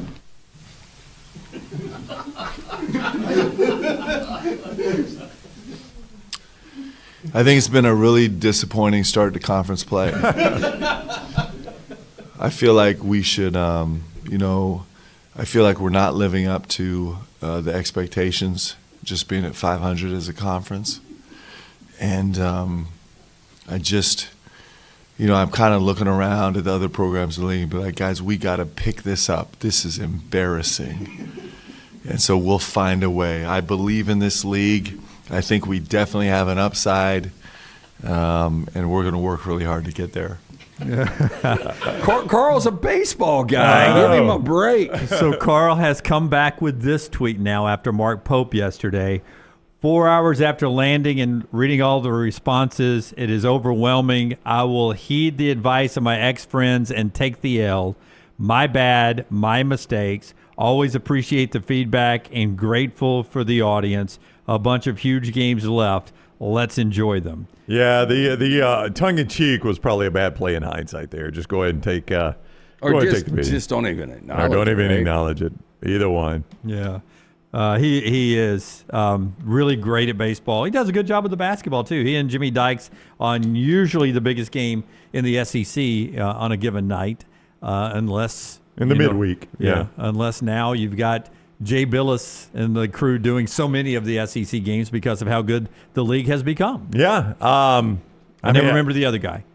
Dan Schulman? Dan Schulman. Dan Schulman's really good. That's a good Dan crew. does a good job. Yeah, that's a good crew, Schulman and Billis. Oh, it is. Yeah. I wanted to say Dan Schulman, but I was afraid that was the wrong guy. Nope, you got it there. Yeah, that's the A crew. They even did an ESPN2 game last week with Florida and Auburn. The funny thing, I went back and watched that with Ravech because I was like, surely he didn't say that. And then next dead ball, I rewound and found it. And I was like, no, he said it. And then he doubled down. He's like, it just shows you there's not like a group of teams that could pull away in this conference. And I'm like, Karl, you're literally doing an Alabama game. Yeah. Alabama and Auburn are 1 and 2. They have literally pulled away for the rest of the conference. There's right a game separation. Like there's no 2-loss team in the league. There's a 3-loss That's right, team. yeah. I mean, Alabama and Auburn have pulled away. And on the other side is South Carolina and LSU. This is how this balances out. Yeah, that's right. That's how you get to 500. Cut number 3, Tyler. We'll set that up. Some more Alabama and Auburn conversation here. Brought to you today in part by a couple of our great sponsors. One of them, our friends at Johnson RV Center. You know, one of the first times I ever hung out with Nick Johnson RV, was basketball related. He loves him some Alabama basketball. Oh, boy, does he. Boy, does he. And they are down at the RV show, which starts today at the BJCC here in Birmingham. There is a number on your screen right there if you are interested in going to the RV show and you want to make an appointment So you can skip the line. Great idea. Give that number a call right there or shoot that number a text, and you can make an appointment there at the RV show. If you're listening to us, can't see it, 256-957-1081. That is 256-957-1081. Don't forget, everything you could find special-wise at the RV showdown at the BJCC this weekend, also on the lots, I-65 exit 304 in Coleman, 334 indicator, JohnstonRVCenter.com. And our friends at Way to Wellness, your journey to healthy living. Yesterday, just a really fun day of eating for me, and I still lost a pound. That's how Leslie has it dialed in sometimes. Planforme.com. Planforme.com is Way to Wellness, your journey to healthy living. Our neighbor yesterday brought us some homemade cookies that she had made, heart-shaped cookies, different flavors, peanut butter cookies, which I can't. Was she new to the neighborhood, or she's been there a little over a year now, but she's just so nice. And the peanut butter cookies, I don't know about you guys. I don't know if you like them or not. I eat them like air. Like if you bring me a plate of peanut butter cookies, I can't stop eating them. And I like them, but it's like they're.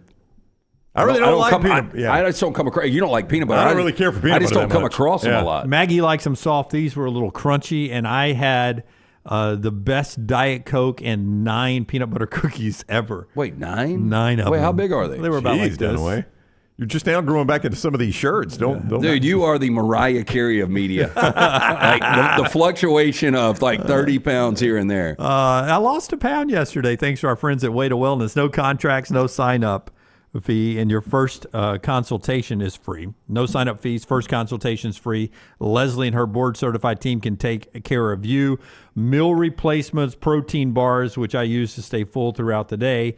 Injection therapy, if you want that as well, that are very popular right now. They've got it all for you at Way to Wellness. Some other ways to help you shape up, lose weight, control cholesterol. It's all right there with our friends at Way to Wellness. All right, Bruce Pearl yesterday. Again, Nate talking today. But Bruce yesterday, there's storyline, guys, and I want you to listen to Bruce here. But we know where Aden Holloway played last year. Mm-hmm. Remember, Labaron Philon, McDonald's All-American, at one point was an Auburn commitment. Ended up signing, was a Kansas commitment too. That's right. Ended up signing with Alabama. So there is a storyline and some bad blood. Listen to Bruce and then tell me what you're about to say here, Brownie. Bruce on going up against Philon and Holloway. Well, it'll be different in both cases because,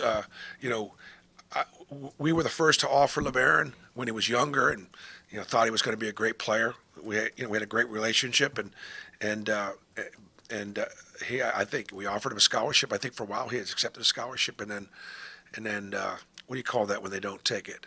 What's that word? It happens a lot. Decommit. No, I'm serious. That was decommitted. So, but left on good terms and happy for him doing really well.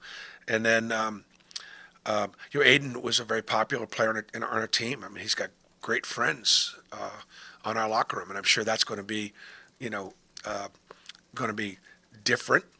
Playing against somebody that our guys had a great friendship with. I think things have worked out really well for both. Aden's playing great. His confidence is up, and he's one of the most dangerous players coming off the bench in the SEC. And I'm happy for him. I'm happy that he's playing with such great confidence, and I'm not going to be happy for him when he's drilling him for 35 against us. But and I think things have worked out pretty well for Auburn too. That the guys that we brought in have helped us, and so I look at it as a win-win. And that's what I was gonna bring up here, Brownie, is that if you have Aden Holloway, who do you not have? Do you not have Miles Kelly? You don't know, or Todd Pettiford. You don't know, but I mean, maybe you've got them all, maybe you don't. Yeah. I mean, if you got Holloway, do you not get Miles Kelly from Georgia Tech? Yeah. I mean, you never know the answer to that, but it is the question you look at, because I know a lot of, Auburn fans. I'm sure they. I'm not gonna say they don't like Holloway. Maybe some don't like Holloway. I know none of them want to see him go off tomorrow. We've had this conversation about Jalen Hurts and how both Alabama and Oklahoma fans love him, but it's different when you go from Alabama to Oklahoma. When you go to your in-state rival after only one season, and you seem disgruntled in doing it. I would assume, depending on how Holloway, well, probably not even depending on how he plays to a degree, he will get booed in Neville. Yeah. There's no doubt about that. It's a different game down there than tomorrow's going to be. Yeah. So But I've talked to Auburn fans that are like, I'm actually okay, obviously, with the trade from what they were getting of Aden Holloway. And maybe he was this year's Aden Holloway if he had stayed at Auburn. I don't know. And I know what Alabama fans are going to say in the chat is, no, he's finally getting developed. They're taking a shot at Bruce Pearl on that, but that's just fans talking. Could Aden Holloway have done this at Auburn this year? Sure, he could have. But in their mind, I lost Aden Holloway. I really don't hear a lot of people talk about Labaron Philon because he went to Auburn or committed to Auburn, then Kansas. Yeah, because you see this so much. Yeah, never wore the jersey. Yeah, I mean, never wore the jersey. This is a guy that never played on your floor there, so I don't hear a lot about Labaron Philon. But in terms of Aden, a lot of Auburn fans I've talked to look at it almost as the trade you're talking about, Aden Holloway for Todd Pettiford. And they're like, Todd Pettiford's tearing it up for Auburn, Aden's tearing it up for Alabama. Both teams won that transaction. Yeah. Now, that's not the way it went down. You didn't necessarily trade them. You'd like to have had them both playing at that elite level. Yeah, I can't remember how the timeline went or when they got Kelly, when they didn't get Kelly, when they had Pettiford. It seemed like Pettiford had been there a while. I don't know. Maybe you had them all. That's a good point. But it is a dynamic. We asked Charles Barkley about it yesterday. He gave a great answer. You can go back and see our entire interview with Charles Barkley, with Reese Davis, Mark Gottfried earlier, wherever you get our podcast as we get ready for this big game. 4 downs in the next segment, and we'll talk more about the Auburn-Alabama game there. LT and I will throw out some player props, and we'll have some conversation about some individual efforts that should help the teams win the games coming up this weekend. But right now, Tyler, if you can give me the spotlight for college football, it is brought to you today by our friends at McCurry. McCurry brings you the spotlight. The College Football Spotlight. McCurry Van & Car Rental has those hard-to-find cars, SUVs, trucks, passenger vans. They make it easy to rent. They help you get in and out fast. They've got locations in Athens, Muscle Shoals, Huntsville, 2nd Avenue Northwest in Coleman, Skyland Boulevard in Tuscaloosa. You can reserve your rental today, 256-559-1003 or McCurryRentals.com. Today from College Football Reddit, DogFan19881 asked this question on Reddit, and I thought it was good for our spotlight today, considering what we're doing in basketball tomorrow in Tuscaloosa. What will be the first college football rivalry game that is played in the college football playoffs, in your opinion? For example, Alabama, Auburn, Ohio State, Michigan, USC, Notre Dame. We've already seen it. Indiana, Purdue. Indiana, Notre Dame. Indiana, Notre Dame, yeah. I mean, technically, I guess a little bit of that is true, though that hasn't been a tradition. It's not an annual rivalry. No. In fact, they hadn't played in quite a while. Yeah, I was joking. No, but I mean, they were rivals. I mean, they're same state, so I mean, you weren't that far off. And I think we saw one this year that's going to become a big time rivalry in Ohio State and Oregon. But it's not there yet. Not there yet. That's a great point. It's a conference game. It's going to become that. I think we'll see that. But to answer your question. But of the annual games from Dog 1988-1, which one do you think we'll see first? Because it'll likely be a Big Ten SEC. And it's going to happen. It'll eventually happen. It'll be an annual rivalry game that happens in the playoffs. I am going to shock you guys and say Alabama, Georgia. I mean, we've already seen it in a smaller playoff. Yeah, I mean, you've seen it in a national championship. But they don't play each other annually. Yeah, I mean, it is a rivalry, but they don't play each other annually. Yeah. We need an annual match. Okay, Ohio State, Michigan is obvious. That's your obvious answer there. Yep. I mean, I'll randomly say LSU, Alabama. LSU, Alabama plays each other every year. I think that's continuing. I mean, the way they're spending, Texas A&M, right? Yeah, Penn State, Ohio State. Mm-hmm. That's an annual.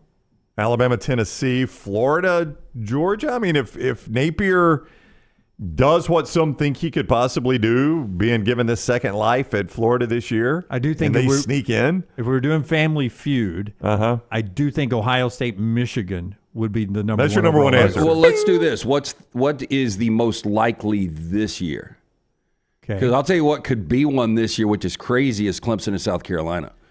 No, that is insanity. I would have been a long time. I don't think Michigan, based on what we saw last year, and they came on stronger at the end of the year with wins over Ohio State and Alabama, but they're going to be doing it with a true freshman quarterback.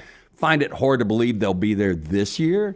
They could be, but I think the most likely this year is like an Alabama LSU, or really far-fetched like a South Carolina Clemson. Maybe Penn State, Ohio State. I would have gone a long time, Lance, before I said South Carolina, Clemson, and it's one of the most obvious ones. Nobody's mentioned Alabama, Auburn yet.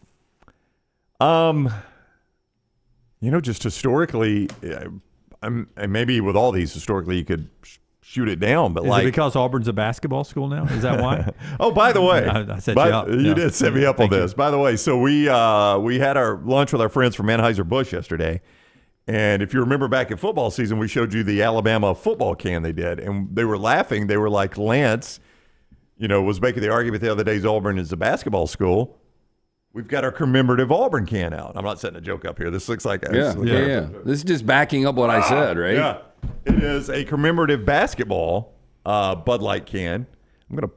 It is I think our world is in the worst spot it's ever been in. Really? But I do appreciate the fact that people have finally loosened up. Can you imagine 20 years ago if you would have had the association with a university and with a beer? Yeah. So it's a Auburn themed, and it doesn't have basketball on it. They just released it in basketball season. Yeah. Alabama's was released at football season. Auburn's was released at basketball season. But that's a cool looking can. Though. I get excited about things like that as a fan. But does it have an Auburn logo on the can? No, it's just the color. No, it's just orange and but blue on the can. It's on the box, though. Yeah, it's on the box there, and then up here on the top that they can't see. No, it's just an orange and blue color scheme. Because I remember the crimson one. We were over at the Rabbit Hole in Tuscaloosa, for football. Yeah, well, it's nice and cold. Did you park outside last night? It was in the car. Yeah, you can still drink 29 degrees. I'm lucky they didn't explode. You can still drink this one. I think you showed this up with this frozen. Yeah, and remember we were at the Rabbit Hole in Tuscaloosa on those Fridays, and they had the aluminum, the 16-ounce bottles. Yeah. And they were crimson. Yeah, they did the Alabama one. That was the whole joke, is they did the Alabama one during football season. Did the Auburn one during basketball. I don't know that was intentional. I don't know if they were trying to do one in football and one in basketball. They were laughing that the Auburn one came out during basketball season. They're like, well, Lance, you labeled Auburn a basketball school. I guess this proves it. Just in time for the weekend there, our friends at Adams Beverage and Anheuser-Busch. And that's our spotlight today, brought to you by our friends at McCurry. McCurryRentals.com. That's McCurryRentals.com. Yeah. All right. In college football terms, we're always looking for an advantage. Follow-up story here. It was last week, or was it earlier this week? I think it was last week when I told you about the Georgia State Senate and House that were working on a bill to make NIL money for college students in the state of Georgia tax exempt for state taxes. And you guys said, well, that's important to get you even with Florida and Texas just in the SEC. Not to be outdone. Representative Joe Labaron of Auburn-Alabama and Danny Garrett of Trussville, Alabama, have written House Bill 240 to make NIL money in the state of Alabama for state of Alabama athletes tax exempt, state tax exempt in the state of Alabama. It's got to work its way through the process, but they say it's important to stay competitive with states like Florida and Texas. Again, I know, politicians play to the base. This is a weird play to the base to me because I love sports, and if I'm a Bama fan or an Auburn fan, I love my teams. But at some point, I got to stop and say, I go work my ass off to support my family, and I pay every dime of tax I'm asked to pay. Why does some college football athlete not have to pay tax on the money they're earning? That's ridiculous. Yeah, it really is. Yeah, I mean, it's stupid of Georgia to do it. It's stupid of Florida to do it. It's stupid of Alabama to do it. Well, Florida and Texas, Florida has no state tax at all. Yeah, they don't have a state income tax. I mean, you heard Mark Gottfried talking about Ed O'Bannon. Everybody should be giving him 1%. I mean, this is something that it seemed far-fetched way back in the mid-'90s when, Ed O'Bannon was coming out of college, and now these guys are getting paid, but they're not having to pay taxes. Yeah. They do pay taxes just to keep the facts rolling straight here. In fact, Alabama this week had a big tax consultant workshop with all their student athletes about. No, they do now, but in certain states, I mean, Georgia's not. Yeah, well, they're working on that bill from last week, as I said, to make it state tax exempt. Nobody's getting out of paying their federal taxes. No, but I mean, it's stupid that they shouldn't pay state tax. I mean, if this is that big a deal, let's just copy Florida and Texas and end the state tax. They don't have it, so let's do it for everybody. Why are we doing it for athletes? Yeah. It's just stupid. So that is out there now from the representative from Auburn and in Trussville who's working on that bill there. And as we get ready for Four Downs in the next segment, we awarded the Broyles Award winner last night. That's the Little Rock club that does that? I believe it is. Yeah. For the top assistant in college football. I think it's Broyles' granddaughter that is actually in charge of all of it. Runs it now? Yeah. Al Golden gets it. Notre Dame defensive coordinator. He is the top assistant coach in college football this year. Very deserving. Yeah, I mean, look, that defense was lights out. The Marcus Arroyo, the offensive coordinator for Arizona State, I'd be interested to see how the votes played out, but I think he was very much in the mix. But no problem with Golden winning this thing. No, but then he bolts to the NFL. That's the problem, right? Yeah. Broyles Award winner. Guy did the best job of anybody in America, we say. So tired of the college recruiting schedule, he took off and went to the NFL. You lost your defense coordinator, you lost your general manager to USC. Yeah. I mean, they just hired the assistant general manager, Mike Martin, from the Detroit Lions. Right. Good. But move there. it is interesting because it seems like Marcus Freeman has got all of this momentum, and this program seems to be going nowhere. But you're having some pretty major defections. Yeah, but to see you backfilling with NFL personnel, that seems to be pretty good. I do wonder how big of a trend that is, by the way, as they hired an NFL guy to be their general manager after they struck out on the guy from Texas Tech, which is wild. That guy chose to stay at Texas Tech and got a big raise out of it. I wonder how many NFL guys look at it and say, I could go to the college and be a program general manager. Maybe that helps me in my NFL career. Oh, yeah. And I think eventually, are we going to get to the point? I mean, we're seeing it close with coordinators and head coaches. GMs in college probably are going to make as much as GMs in the NFL. Yeah, probably so. Well, not more sometimes. Courtney Morgan, Alabama's guy, turned down USC and reportedly got $1 million last year, right at it, to stay at Alabama. And he didn't come from an NFL team. But and these are usually staffers in the general manager office that are coming to the NFL, or coming to college to be the general manager, you can only imagine the raise they're getting. I mean, they're a staffer in the general manager's office with the Detroit Lions. If he's making $200,000, I'll be shocked. Now he's going to be making close to $1 million. I mean, that's a no-brainer. Yeah, but don't you guys feel like, head coach is your top priority, and then it used to be your two main coordinators, your offensive and defensive coordinator, but I would put the general manager right there on that same line as the offensive and defensive coordinator. I mean, in this day and age of college football, the way the transfer portal is working primarily, there's a good chance the general manager is going to have to be the most important guy on your staff if he's not already. And I think the way you're seeing people fight over these guys, it tells you they're already that important. I believe it's with E.G., Emily Grace, and Clint Lamb. I'm going to say it was, Friday, Thursday, Wednesday version on Cover Crimson. I think Clint covers the fact that I know he mentioned Womack. I think Ryan Grubb, too. Womack will not be one of the guys on the recruiting trail this year. He's staying put in Tuscaloosa to be defensive coordinator. You'll see more and more of that. I think Ryan Grubb is going to be the same way. They'll have their 10 or 11 that are able to go out and recruit on campus, and they'll be involved in recruiting just when deciding which players to go pursue, and then when they come to campus. But the coordinator job, such a big job that they're letting other people go out and recruit, and the coordinators stay on campus. This is almost Roger Clemens not traveling with Houston, right? Yeah, when he was a pitcher. Yeah. If he wasn't scheduled to pitch on the road games, he'd stay at home. I mean, these coaches that they don't have to go out and recruit have got to love Boy, this. they have beat the system, haven't they? Yeah, but they're working back home. You can go check all that content out at covercrimson.com, covercrimson.com, and the same type of content from the crew over at thebarnauburn.com, thebarnauburn.com. All right, Dr. B bringing you part of the show, and we'll get to 4 downs and more Auburn-Alabama basketball conversation coming up after LT tells us about Dr. B. Dr. B, best in the business. She's starting to thin out. You need to be preemptive. You want to maintain. You want to grow some of that hair back. Our man, Dr. B, that T3 test, new test. So easy, painless, affordable, takes 4 seconds to perform. It will show you which medicines and compounds will specifically work for your hair loss. There are over 10 categories or agents they use, knowing they will work for you. They will custom compound these agents for you in pill or topical forms. You pick and choose which agents that you want.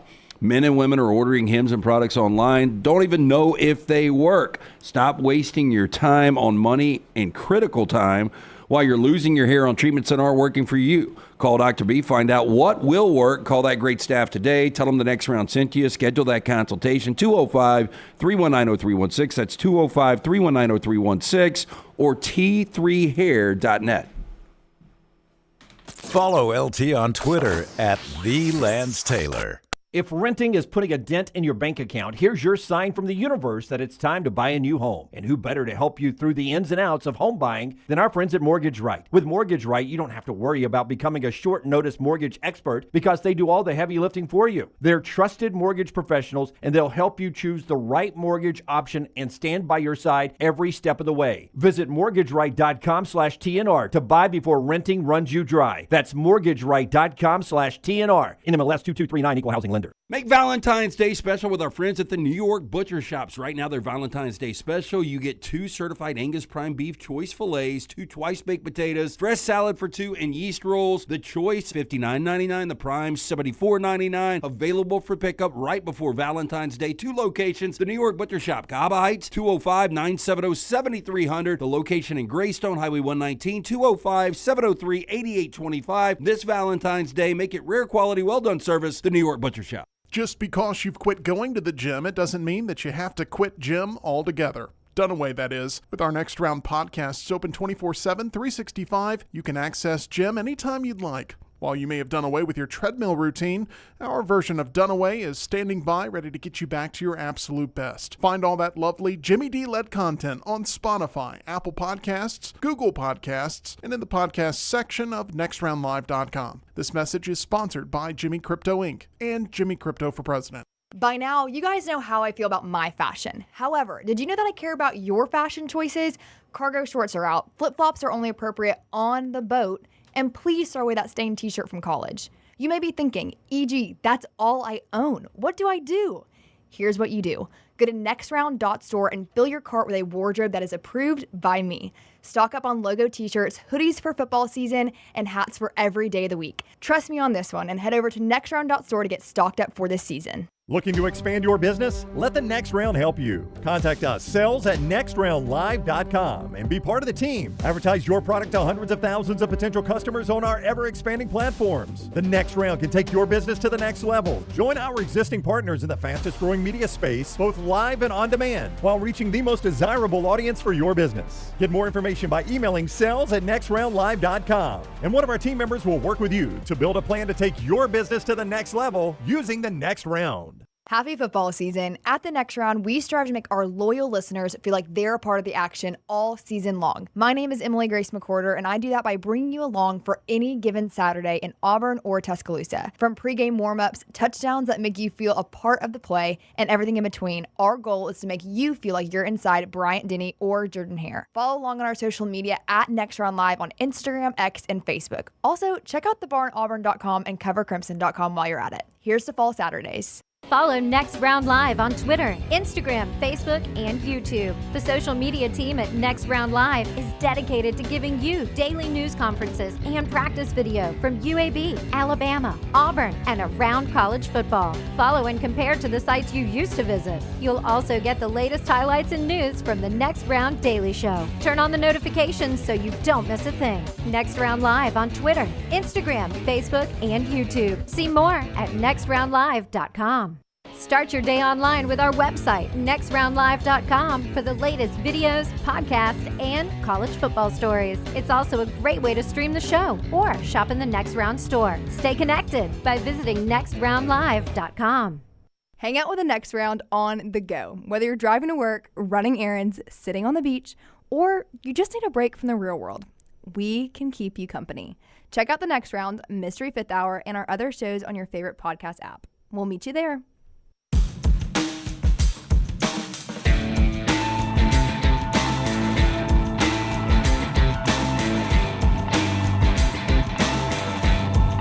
Back with you on the next round. A couple of things before we get to 4 downs here. Brought to you by our friends at Urology Centers of Alabama. I got some comments rolling in, both in our DMs and via text. That is brought to you by Urology Centers, Alabama.com. You can check out everything when it comes to your health. To stay on top of that is so important, especially when it comes to your prostate and other things. Guys, as you move from your 20s to your 30s and so on, it's important to get early detection if something goes wrong, and that's what you get with our friends at Urology Centers of Alabama, 205-930-0920, urologycentersalabama.com. They'll handle everything from prostate health to kidney stones, vasectomies, you name it, they'll take care of you for the rest of your life. Urology Centers Alabama, 16 locations. Find one near you. Set up an appointment, 205-930-0920, urologycentersalabama.com. Philip writes in and says, I agree with Brown about state taxes, but the net effect is if the players don't pay state taxes, they'll spend the money in Alabama, and the merchants will benefit, and the state local government ultimately gets that money anyway with the sales tax. Right, which is great. But we would do the same thing. That's right. I live in this state more than they will, so I will do the same thing. I'm just saying if it's good. That's what he said. He agreed with you. Conservative principles, no tax. And if it's good enough for the players, let's just do it for everybody is my point. Which I think it's a great idea for everybody. I agree, too. Yeah, that's what he said. It's a conservative principle, no state tax, and we're going to get it with the sales tax. But I'm just talking about what he brought up on the second. Yeah. And then to basketball from Jackson, who writes in, he points out that quad one wins. You have quad one, the total for quad ones right now? Got it right in front of me. His numbers are Auburn, as he writes this, 13-2, and Alabama 8-3. Alabama is 8-3. Both those are correct. Okay. Yep. He says if Bama wins Saturday, they go to 9-3 in quad one games. Auburn would be 13-3, so even in the loss column. And he goes, the issue is that Mississippi State is at 30th in the net, home game. North Carolina is 50th, neutral game. If those teams drop any more, Auburn goes to 11-3. Creighton is at 32 in the net. I'm sorry to interrupt you, but both those stay quad one for Alabama. Now, they're going to play State at home and home, but they played State on the road, so that would remain a quad one. And North Carolina would have to drop all the way to 75 or worse. That's what he's getting to. Creighton is 32nd in the net and is probably about to jump up with the way they've been playing. Especially if they beat St. John's. Which would get Alabama to 10-3 in just a single weekend, while also having a way more quad two wins. So do you guys still think Auburn's resume is better than Alabama's, even with a loss to Bama on Saturday? Thanks for your time. It gets closer with a loss. I mean, the overall resume, would be still slightly better. But, I mean, I think the gap will continue to close in his scenario there. I think we're splitting hairs because I think the two best resumes in the country are Auburn and Alabama, right? I would say so, yeah. Yeah. And strength of schedule has been really good, and Alabama's about to do nothing but play quad ones the rest of the way. Well, I mean, to your point, Duke and Houston have played eight quad one quad one games. Duke and Houston have played. It. Alabama has won 8. Yeah. And Auburn's won 13. Tennessee's won 8. I mean, so when they've only played 8 and Alabama has won 8, I think that tells you Alabama's resume is better than Duke's and Houston's. Yeah, and that's what Billis has been talking about all week long, and he will continue to talk about on game day how historic this SEC season has been. All right, 4 Downs every day brought to you by our wonderful friends at Slice. Looking forward to heading to the one. I never know what to call that area over there near Little T and Crestline Park. Crestline Park, Slice location over there this afternoon. Little T and I are going to sit down and have a beer and talk Auburn-Alabama basketball. 5 locations. That one we mentioned. The newest location in Edgewood, original Lakeview, Vestavia, Montevallo as well. Stop in, see the Bajalia Brothers, local pizza, local ingredients. To view the entire menu, you can go online right now. Go to slicebirmingham.com. First down. Okay, again, this has got a very Alabama-Auburn feel for tomorrow in this. If I ask you more Jalen Hurts or Nick Saban references during the broadcast? Some of that depends on if Saban is actually at the game. How many games? Have you seen him at a game recently, Dunaway? Last game I saw him at was... It's been a while. DeBoer's been there since him. Yeah. In the same seat. I would imagine, I don't know this, Lance, I would imagine Nick Saban is wearing out that Jupiter Island house right about now. I would think so, too. And they probably have better golf weather than we've got here in this area right now. Yeah. I was talking to somebody yesterday, and they were talking about requests that were being made from former players about tickets to this game. Yeah. And, players are always going to wait till the last minute, and I'm sure the majority are getting shot down. But if a guy like Jalen Hurts called, you find him a ticket, Super Bowl MVP. I would probably say more Jalen Hurts because of how fresh that is. I'm going to go more Nick Saban because they will show the kick six. And Gravedigger probably. They'll probably show the Gravedigger. So I'm going to go Saban They'll even bring up, despite Nick Saban and all his success here, there was never a 1 versus 2 matchup in the Iron Bowl. Jim's onto this. He's right. He's right. I was wrong. And Jalen Hurts is an Oklahoma quarterback, according to ESPN. So. Second down. Most bench points, would you take Aden Holloway or anyone else to score more, Alabama or Auburn side off the bench? Who's Auburn's starting 5? Tell me that real quick. Well, that brings in Pettiford to play for Auburn. Chady Johnson. That's why I was asking who's Auburn's starting 5. Because is Chad Baker going to be coming off the bench again? That was the reason I asked, because he came off the bench. That would probably... Your betting favorite would be Holloway. Yeah, the way he plays. Yeah, but if you're getting the field, you're counting. For Holloway to win this, I think I'm gonna put the number at 17.5 over under on the most points scored by somebody off the bench, and I would take the over. One of the bench guys will go for over 17.5. Yeah, it could be Holloway, it could be Pettiford. It'll be a big number. Somebody will contribute hugely off the bench. Yeah, I would be shocked if this game is not played into the high 80s, low 90s, just in regulation of 40 minutes. But man, Holloway's been so good this year, and I don't know if you guys realize this, but I think a lot of people were surprised at how poorly he shot the basketball at times last year in an Auburn uniform. But he's already made 4 more threes this year. Still a lot of basketball to play in almost 40 less shots. Wow. So he's made 4 more threes and 40 less shots. Yeah. He's shooting almost 50%. Or no, he's shooting over 50% in conference play. I have no inside information or anything, and I cannot imagine it happening. But we know Nate Oates likes to, I've said it on the show many times, he is a guy that I believe enjoys the occasional poking of the bear, or he loves to play the hill. Yep. Is there a way that that Aden Holloway's in the starting lineup? I was about to bring that up. I was trying to find his total starts this year. There is no way. I was trying to see how many games he started this year. Well, I don't think he started at all. Philon was a starter. Youngblood has become a starter. Here's what I would say. It's Sears, Holloway, Stevenson, Amore, and Grant Nelson. I would be shocked, just because you've got to think that this kid already is going to be pressing in a big way. And he's already going to be a good nervous, probably going against his former teams. You heard the comments from Bruce Pearl talking about how many friends he's got on this team. I'd be really surprised. I think he's got 0 starts right now, though he's averaging 21 minutes. He's getting starter minutes almost. And recently in conference play, he is getting starter minutes. Oh, 100%, yeah. That's just his season averages at 21. That would be such a fascinating development if Holloway started. Yeah, I hope so. But, if that happens, that is a direct...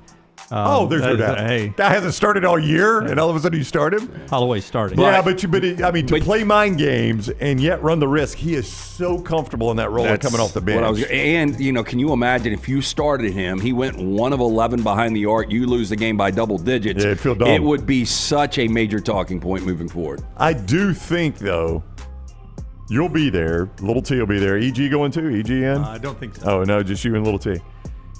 You'll be there. I do think when that horn sounds for the first time and he's subbing in, there'll be a little bit of a buzz. You'll hear some of the grumbling from the Auburn fans that are there. I think the Alabama fans will be excited to see how this goes. I think there'll be a genuine buzz if he subs in live action. Now, if he comes out of a timeout and he's in, that's a little bit different. But if he subs in live action... You think the crowd would have been like, this is the perfect day for dudes just to go to this game the day after Valentine's. What if this would have hit on Valentine's? Oh, that happened one year, I think. It was a Wednesday. It was the midweek. Yeah, but obviously not this big of a game. No, not this big one. But I think one year the midweek hit on Valentine's Day. And I remember thinking, yeesh. I think Alabama fans are just excited to have this game on a Saturday in Tuscaloosa. For years, it has been a midweek game in Tuscaloosa. 8 o'clock Wednesday. And they're both Saturday this year. Yeah, both Saturday Which I thought was an interesting move by the SEC, because almost, as long as I've been able to remember. Actually, do you remember they used to play this game on Sunday? They have for TV before, purposes. They have before, yeah. I remember this game used to be on Sunday. Yeah. Well, you don't really get any good Sunday. You do not. You do not. I don't even remember what your question was. What was your question? It was about. I'd take Holloway. I'm gonna take Holloway too. I'm gonna take Pettiford off the bench for the most bench points tomorrow. Well, Holloway does have maybe the most pressure on him of any player, so it could go either way. I think Pettiford has to have a big game for Auburn to win. Third down. And by the way, he usually does. Yeah, it's been pretty consistent. Bigger number, Janai Broom points or total threes made in the game from both sides? Combined? Both? Yeah. Oh, I would go total threes both sides. I would go total threes both sides. I mean, you say that. I know I say that, but Well, I mean, I'm so just Broom saying. scored 18. Yeah, what he had 18 and 11 at Vandy, right? Yeah. That sounds about right. I mean, what do you 17 and 10, somewhere around I there. would say that Auburn averages 7 or 8 threes a game. Alabama probably averages 9 or 10. I feel like Auburn's been a tick higher than that. Well, I can tell you. yeah, I mean, give me 2 seconds. Surprisingly, Auburn to me has shot the three ball really, really well this year. But still, I mean, when you get up to 10 threes made in a game, that is a lot of threes. There's going to be a lot of threes taken in this. Oh, I agree. I do think But just that, let me look back. Okay, so Auburn Vanderbilt, last game they played. Auburn 9 of 24, so that's 9. Vanderbilt 3 of 17, 12 total threes. Yeah, but that was 9 of 24. Now Auburn didn't shoot the ball well there. It's 38%. They took 24. They took 24. Do some quick math for me. Alabama has attempted 289 3-point, or what do you want, made or attempted? No, just made's made. easy. All right, 111 in 11 games, so they're averaging 10 a game in conference play. Okay. Yeah. Auburn has made 95 in 11 conference games, so they're averaging about 9 a game. Yeah. Yep. So right at 19. No. It's a great question. Yeah, I'm not it saying is. it's an easy answer. Oh, okay. I'm just going with if Janai scores, you see him scoring 23. Well, Broom's averaging 18 a game in Yeah. conference play, so I mean, you're talking 19 threes Yeah. combined, 18 points. But even if he goes off for 23, 24 points, I think it's going to be really close at that point. Like, he has to get to 24, I think, before. To me, that's the game. Auburn's really good at perimeter defense, and Alabama loves to shoot the three. That's the game to me, is can Auburn's perimeter defense shut down Alabama having any success from three-point line? Because Ole Miss did. Yeah, Ole Miss did, but and you could go, and it's strictly based on defense, obviously. This is not that Alabama wasn't trying to do this against Ole Miss. Just compare Ole Miss and Texas. Alabama's ball movement on the road at Texas was so good. They were creating open three after open three after open three, and they were knocking them down. Ole Miss, the ball movement just wasn't there. They chopped Alabama's offense up so much they couldn't get that ball movement and the open looks. I think that was fool's gold in Austin. I just think Texas is that bad with their perimeter defense. They were playing perimeter defense like it was the NBA All-Star Weekend. I don't think you're going to have that type of shooting day again. If you do, you kind of know who's going to win this game. That's right. I agree with you, LT. Fourth down? Fourth down. So if you guys could see this number tomorrow, just this number, do you think you can tell me who wins the game? Bigger number, Mark Sears points, or Alabama total turnovers? I think if I saw them... if Sears went 15 and Alabama has 18 turnovers. I mean, they had 17 in Austin. But back to and the one awful away. Texas defense. Yeah, I know, but they won going But Mark away. did have 18, so Mark did beat the number. Oh, that's a good point. Yeah. So I get to see both those numbers, Sears points and total turnovers? I'll just tell you right now, Sears has got 17 tomorrow, but Alabama's got 18 turnovers. That's close. To me, a good number would be Mark Sears shoots more free throws than Alabama has turnovers. That's a good number. I will take the Alabama turnovers. I mean, what is Sears averaging free throw-wise? 8 to 10? I could tell you that, a too. game? Yeah.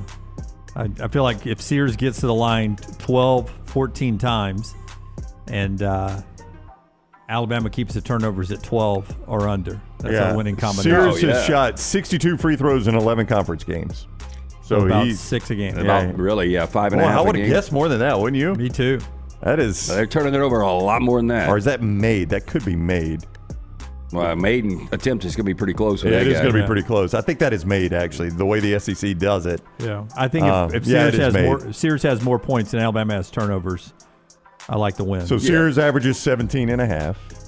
And feels like Alabama turns it over about 15 a game. Alabama turns it over a lot. Wait, no, Sears doesn't average 17 and a half. In conference play. 17 and a half free throws Oh, God, per game? no. That's 17 and a half points. points per game. Yeah, points per game.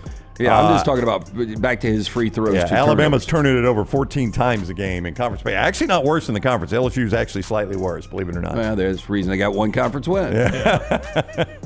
And they do seem like a worse team than South Carolina does, by the way, LSU. Like it seems like South Carolina's played tighter games. That's what I'm saying. They seem to be more competitive. They just have some heartbreaking Of course, is that losses. LSU's one win? South Carolina, I think it is, yeah. May have been. All right, that is 4 Downs today, brought to you by our great friends at Slice. Tell us about Slice again. 5 great locations. Get a slice and a salad for lunch today. Pick up a couple of pies this weekend. Take the whole family out all weekend long. 5 locations. Go see the Bajalia Brothers, local pizza, local ingredients from the Hot Mama to the Soul Pie. For more information, slicebirmingham.com. And they'll have some player props usually up at mybookie.ag. Mybookie.ag. You can jump in to make those plays this weekend. See if you got any for Alabama and Auburn. As Lance said, the only college basketball game that they've had up all day at mybookie.ag is that Auburn-Alabama game in Tuscaloosa tomorrow, but that has changed. Some other ones have popped up there.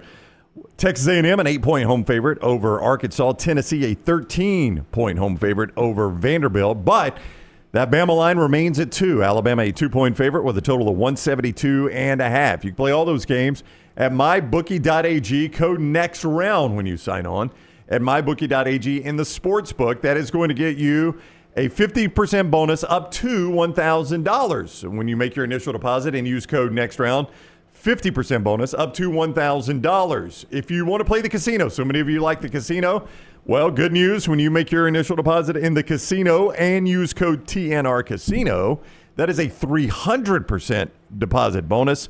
It is up to $2,000. That is free money they're giving you right there at mybookie.ag. Code NEXTROUND for the sportsbook. Code TNR Casino for the casino. Bet anything, anytime, anywhere at mybookie.ag. North Carolina, the Dean Dome.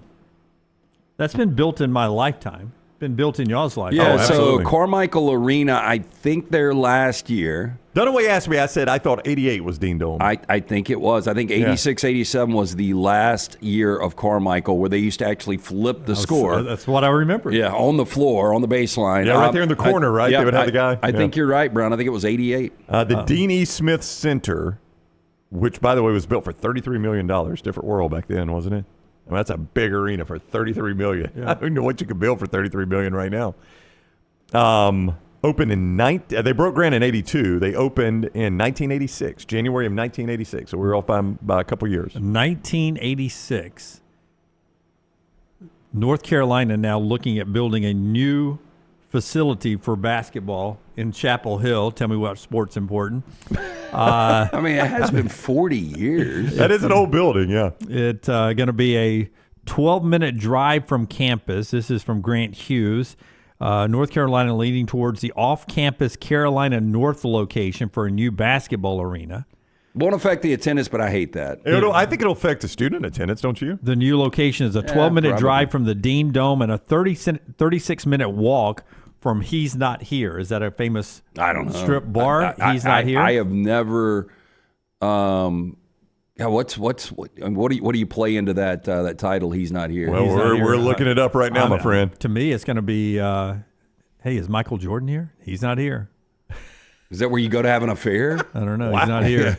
That is a great bar name. Hey, you call up on the phone back in the old days. Hey, is my husband Tony there? Nope, he's not here. He's not here. Is Chapel Hill's legendary bar, home of the Blue Cup. I bet that's what they put their cocktails in. The old, what do we say about Otis? I'm sporting Otis. The Otis famous styrofoam cup cocktails. The big cup cocktail. They got the Blue Cup cocktail. I've never been to Chapel Hill. Have you guys ever been? I've heard it's awesome. I've never been. Maggie goes all the time when she's up there. That's the social place where they go for drinks and food and stuff, right? The Chapel Hill has the. So is she doing the pitchers of beer and throwing darts? She's a college student. Yeah, she almost pledged. The name is not as salacious.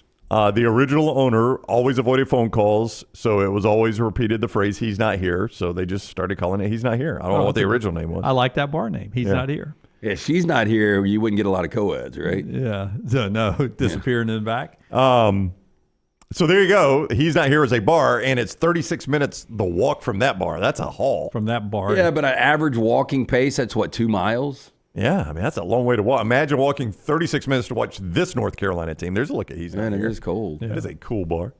He's Not college here. Bar. Well, they needed a pressure washer out there, don't they? It ain't there. Our time for a repaint. I mean, if I said, hey, look, we're looking live right now down to a CD bar in Brazil. Yes. Yep. World Cup soccer, don't forget. You can watch it at He's Not Here today. as Messi tries to bring Brazil back. I told Dunaway this strikes me as Carolina is going to build this beautiful new, much like the Moody Center, sanitized college basketball multipurpose arena. Well, I mentioned to Brown, I said, is there a chance, because it's a big building, the Dean Dome. It's a big building. 22,000? Oh, yeah, it's massive. Is there a chance that they go smaller? They should. I mean, look, they don't want to do anything that Duke's going to say, oh, you guys are, copying what we've done. But, yeah, why would you not go smaller? And especially if you think it's going to hurt the attendance from students. I would assume that they're going to do some kind of, trolley or some kind of bus back and forth for the students. Yeah, they will. But you're probably right. It probably does affect it. I mean, maybe you meet in between 14,000, 15,000. 21,750 is your current capacity at the Dean Dome, at the Dean E. Smith Center. Which I've always thought Alabama shouldn't go too small. But that's way too big. Yeah. I mean, but don't you think they sell it out every game, though? They do, 21,000? but a lot of Alabama fans got tickets in there. Yeah, well, that's a bad North Carolina team by their standards. It is, but it's never, that place is never intimidating because it's so big. I agree. It's a little bit like Bryant-Denny. Bryant-Denny can get very loud, but we always talk about the reason Bryant-Denny was so tough to play in under Nick Saban is because you're playing Alabama. You play the game on the moon, you're still playing Alabama. It's going to be tough, and I think that's true with the Dean Dome in North Carolina. You're playing North Carolina, yeah, it's going to be a tough place to play, but look at it, it's beautiful. When are they projecting this is going to open? And within the next 6 years, they're going to make the decision, and because I was going to say that's not going to break the ground. If you do get rid of Hubert Davis, and there's a lot of North Carolina fans that are ready for him to be done, like that's not something that's going to be appealing to the next head coach, is it? That we've got a new one on the drawing board. I think mean, the next head coach is just because it's 6 years away. I think the next head coach has probably always dreamed of coaching in the Dean Dome. He's going to be like, oh my God, I'm coaching in the Dean Dome. Well, I've told you, Rupp Arena, to me, is not as intimidating as say what Neville Arena is now, and what Cameron Indoor, what Cameron Indoor is, what Arkansas always seemed like a more intimidating place. At what is that, Bud Walton? Yeah, that always seemed like a more intimidating place than Rupp Arena, though. But Rupp Arena is tough to win it. I think a lot of old schools will tell you that Barnhill Arena was far more difficult to play in than Bud Walton. That was the arena they were in before they came to the SEC. Well, a lot of those venues as they came to the SEC. I would. In North Carolina, you went back to Roy Williams. Had what did he have? 3 national championships. I bet their winning percentage in the amount from '86 to now is less than it was the 30 or the 40 years before Carmichael. Yeah, I bet so too. Well, it's just like I still like watching a game in the Hump in Starkville. That seems like when it's juiced up like it has been this year, that seems like a tough place to play. Meanwhile, Ole Miss in their newer beautiful arena, still even with a good Ole Miss, doesn't seem like a tough place to play. But I watch I watch games at North Carolina at the Dean Dome, and I feel like I'm watching a college arena. Do you feel like that when you watch Texas in the Moody? I mean, it feels like they're kind of playing in an NBA arena, a small NBA arena. I don't know. The college students are still very prevalent in the Dean Dome, although it's big. There's always shots of them. I just don't know if you see that much with Texas. Yeah, that's what I'm saying. That's why I hope North Carolina doesn't do that. Let's go build this state-of-the-art, beautiful, sanitized arena. I mean, you have one team playing at Cameron Indoor, which is the most collegiate of all arenas, and then the other team playing in basically some pro arena. Back to the big game coming up this weekend. Bruce Pearl talks about Alabama when we come back. Is in Bruce's eyes, is this team better than last year's Final Four team? Bruce gives an answer to that and talks about the game coming up and a lot more as we continue on the show today. That's brought to you by our wonderful friends at Hemp Hill, the name Birmingham's trusted since way before even Coleman Coliseum was built. Yeah, 205-229-2090. Whether you experience plumbing, heating, or cooling issues in your home or business, they are ready to serve you. Call Adam, Chad, Andrew, the guys. They're hard to stop a train. For more information, hemphillservices.com. Follow Brownie on Twitter and Instagram at Ryan Brown Live. Man, I love a good meal. I'm Jim Dunaway. A good meal is what you get with my friend Sterling at Champy's Chicken on Highway 119 in Alabaster. We're talking great southern fried chicken, wonderful sides, hand-cut chicken fingers, po' boys, and those Mississippi Delta recipe tamales. You got a perfect menu for everybody. Champy's Chicken is perfect for watching the big game, or taking a meal to the lake house, down to the coast, or stay in the restaurant and dine in a great atmosphere. It's all made fresh to order right there on 119 in Alabaster, Champy's Chicken. Things fall apart. There's even a book about it, but that doesn't mean you have to break the bank to fix them. Ryan Brown here for the Next Round. Our friends at Mortgage Right have a new renovation option that will make repairs and other home improvements easy. If you've recently purchased a home and find yourself short on cash, or you're looking to buy a fixer-upper, Mortgage Right's renovation loan program can help you spruce up your space. Repairs can be made to your roof, plumbing, flooring, and more with the help of top-notch mortgage professionals. So get your fix by visiting mortgageright.com/TNR. And MLS 2239, Equal Housing Lender. Hey, there's nothing worse than waking up to a plumbing problem. Don't get caught in a flooded house. Call the guys at Hemp Hill Services. Adam, Chad, and the team at Hemp Hill are the only ones I trust to fix it and fix it right the first time. Hemp Hill Services does it right and always at a fair price. For all of your plumbing, cooling, and heating needs, trust the name that Birmingham has trusted since 1954. That is Hemp Hill Services. Call now, 205-229-2090. That's 205-229-2090. Storm season is here. Make sure you have a plan of action in place right now. Greg from Pell City and Storm Restoration Roofing should be your first call when storms hit. Insurance companies love working with Storm Restoration Roofing because of Greg Nelson's name and reputation in the industry. When storms hit, call Greg Nelson. He's local, 205-542-3531. He's the home of the free no-cost roof inspection. Greg from Pell City on Facebook, 205-542-3531. It's Storm Restoration Roofing. You could win a Cadillac CT5 or your share of $25,000 in free play and cash at Birmingham Racecourse Casino. The more you visit, the more chances you have to win. Play the latest, most exciting games around with fun bonuses and big jackpots. You can be a winner too. Come win your share during the Cadillac CT5 and $25,000 giveaway at Birmingham Racecourse Casino. Drawings April 5th and 6th. Located off I-459, exit 31, Derby Parkway. Must be 21 or older, must be present to win. Twin Peaks is the best in the game. Here, you're in the red zone for every college rivalry and divisional matchup all season long. I mean, where else are the scenic views as good as your view of the game? Only at Twin Peaks, the #1 sports bar. It's time to pull the trigger on the Next Round merch that you've been eyeing. We know there's a lot to choose from at nextround.store, so here's a few of our favorite picks. If you want to match LT and Brown, go with the TNR logo hoodie and throw in one of Dunaway's favorite hats. Any of them will do. The Backroom's go-to is the classic logo t-shirt, while my personal favorite is the light blue TNR crew neck. All of these items can be found at nextround.store and are EG approved. Rest assured, your order will be packed with lots of love from us here at the Next Round. Head over to nextround.store to start filling up your cart. Start your day online with our website, nextroundlive.com. The latest videos, podcasts, and college football stories. It's also a great way to stream the show or shop in the Next Round store. Stay connected by visiting nextroundlive.com. That's nextroundlive.com. Think about the best summer nights of your life. How many of those were in a great t-shirt? Visit nextround.store to get the perfect t-shirt for the next perfect southern night. Nextround.store. The memories are waiting. As we all know, there's no off-season when it comes to college football. If you want to stay in the know with all things Alabama, join us over on covercrimson.com and get $25 off your annual subscription. We'll keep you up to date and give you exclusive content all the way to the first Saturday of football season on covercrimson.com. Jim Dunaway, Lance Taylor, Ryan Brown. Live from the Birmingham Racecourse Casino Studios, the Next Round, presented by Bud Light, is on now. All right, final hour of the show, always brought to you by our friends at Champy's Chicken. Our buddy Josh, was at Champy's Chicken last night, Highway 119 in Alabaster. He texted me. He was going down to Thompson. So anybody that goes to Champy's, they text you, right? That's right. Dunaway check in. Well, they were on their way down to a lacrosse game, Spain Park in Thompson. So I sent Sterling and Megan a text, and I said, hey, drop some more tamales, because our buddy Ush is on his way down there, and he'll eat you out a house at home. And Megan wrote back, says, I'm here. I will take care of them. And I was like, no, don't take care of them. He's our buddy Ush. Treat them like crap. Give him a hard time. Charge him double if anything. Yeah, give him a hard time. Don't take care of him. Make sure he feels the pain. But Ush said he loved it. They always do the food right there. Always A+.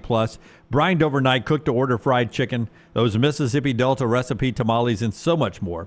It is Champy's world-famous fried chicken. Highway 119 in Alabaster. Go by and say hi to them. Or text me and let me know you're going, and I'll let them know you're on your way down there to enjoy Champy's this weekend. Before we get back to the big basketball game, some more NFL notes. One of them, James Cook, is apparently going to reset the running back market. Now, not Christian McCaffrey numbers, $19 million a year for McCaffrey, but remember the running back market has been reset since McCaffrey signed with the 49ers, and it was reset lower. Yeah, it's been going the wrong way for them. Yeah, we got to around the 10 million, 11 million mark. Other than Saquon and other than McCaffrey, everybody else has been getting less money on the free agent market. But according to reports, James Cook may pull in $15 million a year in this contract that could reset in a good way the running back market. Is James Cook worth it? Yes, that guy's so good. He is really. He's like one of the, and I'm glad that this is getting done because I don't know how you feel. He seems like one of the most, if not most, underrated running back in football. Well, you know how I feel. I mean, I get to see him twice a year in my division, and that guy. I mean, there's with the Bills for those that don't know. There is so much you have to worry about with that team. Josh Allen is one of the best passing quarterbacks in the world right now. Josh Allen can run so well. Josh Allen is never out of a play. And then you got James Cook. I mean, they are so difficult to defend, and James Cook is part of that. He is so good. Yeah, I'd pay him every dollar if I were him. Obviously, outside of Josh Allen, he is their biggest weapon they've got. Trust me, I wish he was going somewhere else. That's how valuable I think he is to Buffalo as a Dolphins fan. I wish he were upset and were leaving. And when you look at the world champions in Saquon Barkley, you say to yourself, okay, what's the closest I can get to Saquon Barkley? You've got James Cook there, so you're willing to pay him. I actually think he's going to make more if he gets $15 million than Saquon got before his bonuses with the Eagles this past year. I think it would be really interesting if you had like insiders do their top 5 NFL running backs. Everybody's going to have Saquon and Derrick Henry probably 1 and 2. And McCaffrey.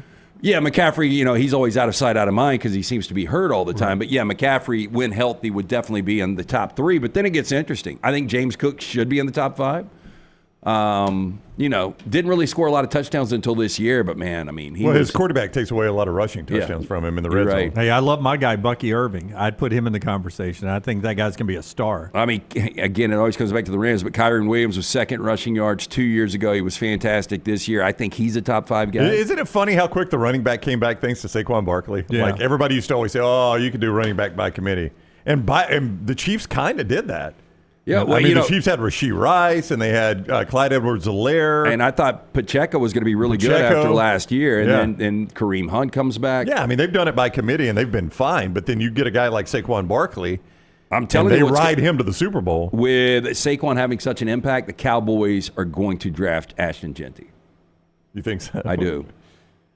I mean, it doesn't seem like a terrible draft pick, does it? Seems like a gamble to me. Does it really? I don't think that guy's so. really good.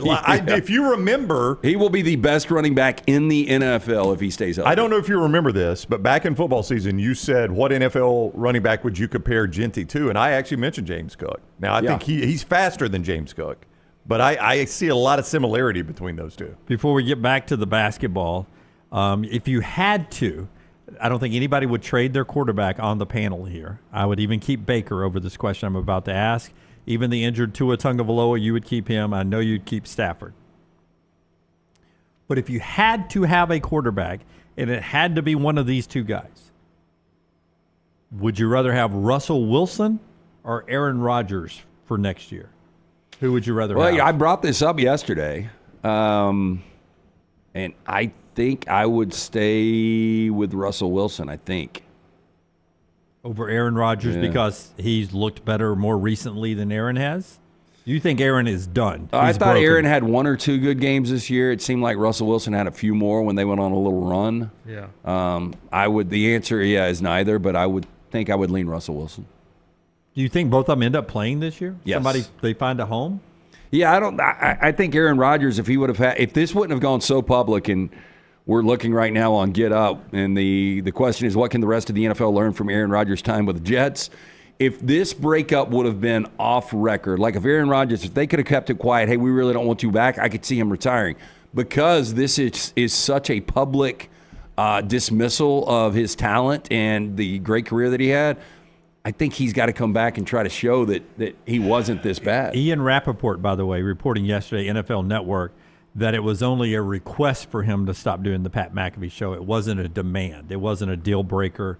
They made the decision separate of that. It might even Still be don't worse, get it. Yeah. right? I mean, hey, we don't think you really – I mean, that's, again, so petty and basically just trying to irritate a guy that seems like he gets really irritated easily in Aaron Rodgers. Right. Boy, if I had to pick one, I think I would go Russell Wilson. But so, basically in my scenario, you're saying Tua's out for the year. I get one of those two? Sure. I mean, I said neither one of us would want him, but if you had to have him, if you were a franchise that had to have a quarterback, and it had to be one of those two guys to field a team. Look, Rodgers played much better at the end of the year. He finally, at the end of the last year, Lance, played like they wanted him to play as a Jets quarterback. It just took an injury and basically more than half a season for him to get to that. But the way he was playing at the end of the season, he had some pretty good games. I'm just looking at their numbers to numbers. 16 touchdowns, 5 interceptions for Russell with a couple of rushing touchdowns. I mean, Aaron Rodgers he had a lot more yards. He had 28 touchdowns. Now, he had twice as many interceptions. Yeah. You got to force it in there sometimes when you're a Jets quarterback. When you're a Jet, Green's going to do it to you. I didn't realize he threw for almost 4,000 yards. He actually, at the end of the year, because Miami got them twice at the end of the season, he played much better. He almost beat us in Miami, and he did beat us in New York, and in both games, he played fantastic. So by the end of the season, Aaron Rodgers was actually playing pretty close to Aaron Rodgers football, which would make you wonder, if you got him this year, is that what you get out of him, assuming he doesn't get hurt? Back to the basketball. We've talked about it every segment because it is so big. Auburn and Alabama, 1 versus 2, regular season matchup. Tomorrow in Tuscaloosa, we'll go to the phones and then hear from Bruce Pearl after Brownie tells us about the place he got that free sweatshirt, Odie's Tavern. You like him calling it a free sweatshirt? He doesn't know if you paid for that or not. How do you know that was free? Because I got a free T-shirt one time. I did get a free sweatshirt. Almost wore it today. That would have been really weird if I'd worn the Odie's. It really would have been. I think it's the first time I've worn it on camera. What? I'm checking to see if I have it on. You do not? Nope. Oh. Is that a moving company? Drew Holcomb and the neighbors. We're going to see a concert on Sunday. Yeah. You didn't save that for the concert? Yeah. No, you don't wear the band's T-shirt to the concert? This isn't the 50s. Odie's Tavern, Lance, great place to watch the games this weekend. They'll have that Auburn-Alabama game on. Probably rocking. They'll have the big screen pulled down in both locations. Place will be rocking, man. Place will be rocking. You can go see. Why am I doing Odie's? Lance does Odie's every time. You got the sweatshirt Why on. did you team me up? I don't have all the information. Well, take the sweatshirt off before you break the band up. Tell us about Odie's, LT. 2 great locations. The original Crestline. There is the newest location in Edgewood. Great place to get that food from Rodney Davis. Big Cup cocktails for more than 35 years. Ice cold beer buckets full of the Bud Light. Not sure if they've got the Auburn cans or not. You can ask though while you're in there. Just a fantastic place to hang out and watch all the games. Live music tonight and tomorrow night. Birmingham Institution. Get in, see Will Avery and that great staff. It is Odie's Tavern. JD is in Huntsville. He's up next with us. JD, you ready for the game tomorrow, man? Man, I'm ready. Yes, it's going to be. It's such a big deal. I tell you what. By the way, I would take Russell Wilson over Rodgers. He's just a better dude. I mean, I don't know how he had the patience not to just curb stomp Sean Payton that day. He was screaming at him on the sideline. Anyway, this game's going to – y'all touched on it a little bit about talking about free throws. You remember when Alabama played at Texas A&M, there was like 58 fouls called? Yeah. Yes. Ever since that game, I don't know if you've noticed this, there's been fewer and fewer fouls called in the SEC. Now, I know the officials are not SEC officials. They do more games than just the SEC. But there's been fewer and fewer fouls called. If this thing gets over 35 fouls, it favors Alabama. If it's under 35, it favors Auburn. What do you think? I mean, I haven't really stopped to think about the total number of fouls. Auburn's a better free throw shooting team than Alabama is. But I would say, while you say the officials do not specifically work for the SEC, they do get evaluated by the SEC. So, that evaluation is going to impact the way you call SEC games versus Big 12 games, perhaps. So there is an element to that I think would impact whether or not they – now, I haven't kept up with it. Are there more or less fouls called right now? I don't know. It does look like it's gotten more physical that was a physical game, A&M and Alabama, but To your point, there have been some games like that Arkansas game the other night where you had to play through contact. Auburn knows this well. They've played Tennessee, and some games you have to play through so much contact. Boy, JD, I just said that dismissively, and I don't even know if it's factually correct. Just my eye test, Alabama, Auburn's a better free throw shooting than Alabama. Well, Holloway, Youngblood, Sears, Philon, those guys shoot it well from the stripe. I'm trying to. It depends on who gets fouled. Yeah. I mean, Chad Baker doesn't miss on the other side. Oh no, he set an SEC record, I think, this year or close. Yeah, to for it. Most consecutive made free throws. Yeah. So who do you think they're going to put Mo D on? I think he's going to be on Pettifer. Try to keep him from shooting outside. A lot of people want to see him on Chad Baker Missouri just because of the. Yeah. A lot of people like UFC too. That's true. No, that's a great point. He oftentimes he's on the best scorer on the other side. I mean, I think he gets some Janai Broom at some point, but no, Pettifer's a good good guy when he's in there.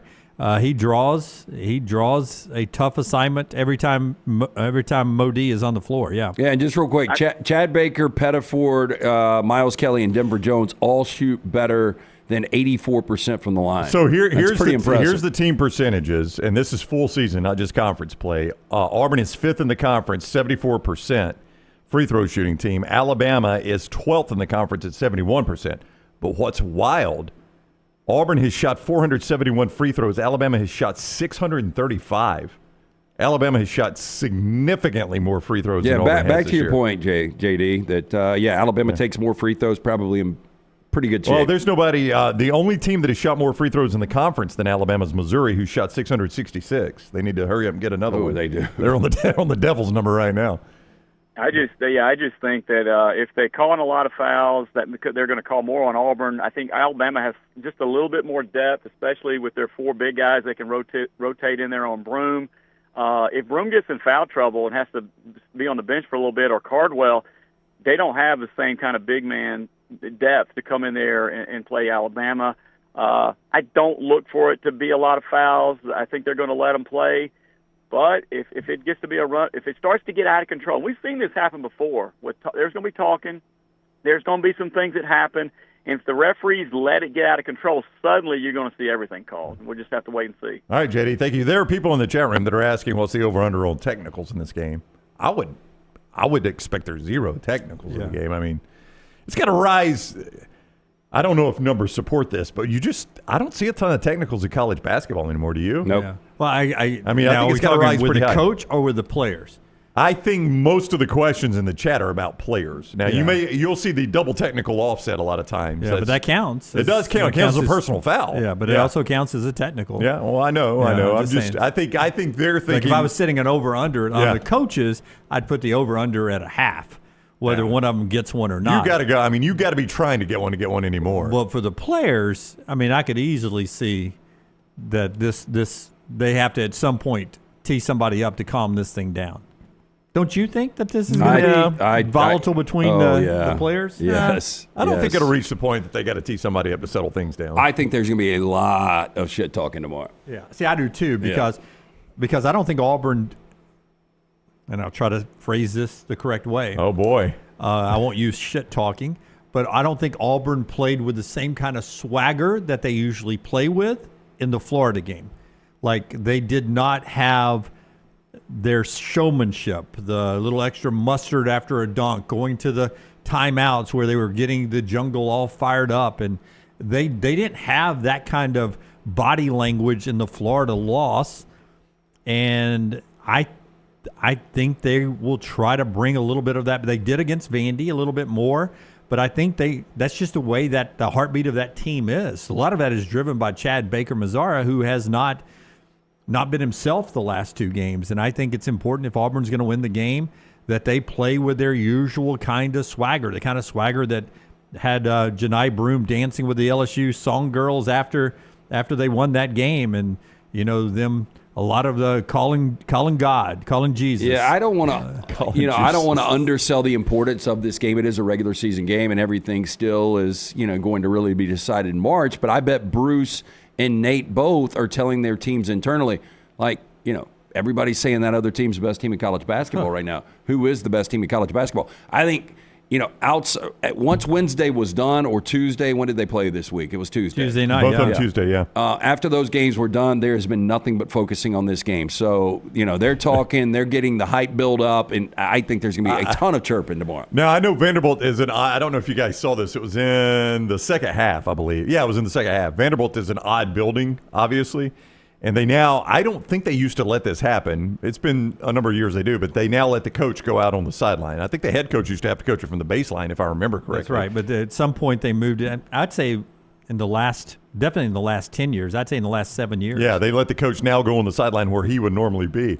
There was one point in the second half, the official literally had to do the get-back coach to Pearl. He was so far out Bruce of the court. Or Steve? To Bruce. It happened to Steven, too, in the first half. Under the basket? Under the basket. Wow. The referee had to pull him back. Bruce Pearl was so far out of the court, the ref had to grab him and pull him back, which Bruce obviously went back. But that's my whole point is they let coaches get away with a lot more now than they used to. I don't think the refs have near the short fuse There used to be a quick tee-up if you were out of the box. Oh, yeah. If you'd been riding or at the least referee. a warning, yeah. Yeah. If you'd ridden the ref a lot, he'd turn around and catch you out of that box. He'd tee you up. We did. It seemed like every other televised game you had somebody getting teed up. I don't think we've got the tees. I don't see it as much anymore. You see the offsetting double text. Now, the over-under that I believe it is says, how about you guys set an over-under on refs and medium shirts taking up airtime? He says, I put that at 6.5. Well, I mean, if you get the best officiating crew they have, you don't have any muscle builders there. I don't know their names, but I know their faces. I know the 3 referees I would want to see do this game tomorrow. What is weird is if you've got a game on I don't know if this happened to you guys, but if you've got a game on in the background and you're not paying close attention to it, it's just background noise for you, and the announcers are talking, and out of the blue, the ref hits that mic. It is so much louder than the broadcast. Yeah. So it's like, we got all set of fouls. And you're like, oh, my God. We're reviewing 21 for a common foul. I know. You're like, holy crap. Settle down, buddy. Thank you, buddy. Go ahead and go to the monitor there, Back Chief. off that podium mic there. Can we not put them in a headset just like they do in football? Yeah, I mean, I appreciate the fact that we now know what they're looking at, but the whole podium mic setup seems strange to me. Yeah. Because it's just one of those, like we're at a conference table or we're at the Marriott. Yeah. Like let's go to the pouch like the side mic like they have in the football games. All right, Bruce Pearl here. The sound brought to you by our friends at New York Butcher Shop for the game. Go ahead and go by and see Jim today and get ready for the 3:00 afternoon game. Valentine's tonight. I'm headed over to get some steaks after the show. I'm picking up a couple of steaks later on today. Actually, 2 nights ago. Chicken and dumplings is what I had from the New York Butcher Shop. Always fantastic food from Jim, his great staff there. They've got that Valentine's Day special. You can still order this. Available today for pickup. You get 2 of the certified Angus beef fillets. You get 2 of the twice-baked potatoes, salad for 2, yeast rolls, $59.99 for the choice, $74.99 for the prime. If you haven't made reservations, you ain't getting in a restaurant. Call up Jim and the great staff. Tell them the next round sent you. The Cava Heights location, 205-970-7300. Greystone, 205-703-8825. Rare quality, well-done service. It is the New York Butcher Shop. Life hack, by the way. Celebrate Valentine's Day, if you do, on the 12th or 13th. Like if you're going out to dinner? I did last night. Maddie and I went to Oak House. Yeah. One of our favorite local restaurants. Yeah, that's a championship move on your part. And I'm thinking about starting to celebrate New Year's Eve on like the 29th. Just counting it down. How do you celebrate New Year's Eve now? I'm usually in the. Do you make it to the ball? Oh yeah. I do on the East Coast. I celebrate East Coast New Year's. This year we had a supper club party. We were at it for a long time. We were doing some kind of pickle shots at the end. Some kind of a flavored alcohol that tastes like pickle juice. Ooh, God. Pickleback? Is it called pickleback? I've never heard of that. Yeah. Not a good way to end the night. A lot of options out there. Pickle shots are not the way I want to go. Well, if somebody serves them up, LT, you drink them. Bruce Pearl here talking about this Alabama team as he scouts them, finally getting a chance to play them, and compares them to last year's Final Four team in Tuscaloosa. Here's BP. Alabama had a great postseason run last year, but this year's team is much better than last year's Final Four team, and everybody that has played them understands that. They are, just a great offensive team. They've scored 100 points a bajillion times. They're 7th in the nation in points at the foul line. They it's freeze, layups, and threes, and it's a great system, and that makes they're just an incredibly dangerous team. Great in transition. They're really deep. They're much bigger than they were a year ago. There's a reason why they were preseason number 1, anywhere between 1 and 4. They've absolutely lived up to it. And I think we all agree this team's a better team than the Final Four team last year. Yeah. It doesn't mean you'll win one game in the NCAA tournament. That's the weird thing. So, Bruce's Final Four team, not as good as this team this year. I would agree. If you go back to 2018, when we had Mark Gottfried on earlier, he was talking about that Elite Eight run where they played UConn. He had 2 or 3 teams that were better than that team that made the Elite Eight. 1,000%. Is this Bama team you think better than the Brandon Miller team, the overall number 1? I kind of think they are. I think we forget that team. That team was so good in the regular season. We forget them because of how big of a bust it was in the postseason. Yeah, out in the Sweet 16. If they would have made the Elite Eight or Final Four, I don't know if we would get there yet. But I feel like this is a better team. It does feel like that. I would say there's nobody on this Alabama team that's as good as Brandon Miller. I would agree with you on that. But I think the team is deeper and better than that team. Absolutely. Yeah, it's certainly deeper. The 5 versus 5, is that better? Herb Jones was not on that team. He had left. I think the 5 versus 5 is better. The starting, and it's definitely a deeper team. I would say this team's better than that team. Both of these benches are the best benches I can remember, just because of all the talent they've got. They've got so many guys coming off the bench. I mean, you could. Yeah. I mean, am I crazy saying you could put Alabama and Auburn's non-starters together and have a top 15 team? No, I think both of them have tournament teams on the bench. So you're telling me my backcourt right now is Aden Holloway and Todd Pettiford? Yeah.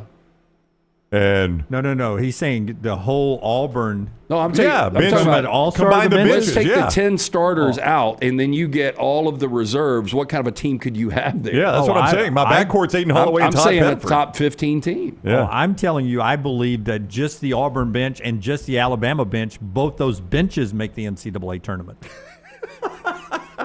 Maybe, but I'm saying if you combine them, if you combine them, put a hell of a team together. Yeah. Oh, absolutely. You think Alabama and Auburn's 6 through 10 make the NCAA tournament? 6 through 13, yes, make the NCAA tournament. I mean, no offense to South Carolina. Yeah, really, they'd be better than South Carolina. I mean, if you factor in, because we're doing this silly drill, there are no injuries, so they get to play the whole year. I kind of agree with you, yeah. Yeah, and probably you're just going 5s at that point, because neither 5 would have a bench at that point. But, I mean, just think at Auburn, you got Chaney Johnson, right? You got Pettiford, right? Yep. Depending on how depending on which 5 they use. How you're working that night, Chad Baker Mazar or Chris Moore. I mean, you start going down through the list, and on the other side, you've got Philon's off the bench. Holloway's off the bench. D's off the bench. Darian Reed, depending on who's starting. Reed when he's healthy. By the way, Reed hadn't been healthy in forever. That's a McDonald's All-American, big defensive player. Will you see him tomorrow? Sherrell's a pretty sizable big coming off the bench. No, I mean, you make a compelling argument. Those 2 benches probably could make the NCAA tournament. That's pretty insane. Yeah, I mean, would you take those 2 benches over Indiana? Yes. Well, I was going to say Kentucky. Oh, I don't know. I don't know about that. But the only reason I bring up Kentucky is currently they are 15th in one poll, 18th in the other. I'm just looking for somebody right around a top 15 team. I would take the bench at Auburn, the bench at Tuscaloosa separately, and I think they would be where Oklahoma is. On the bubble. Right on the bubble. They'd be an NCAA tournament team.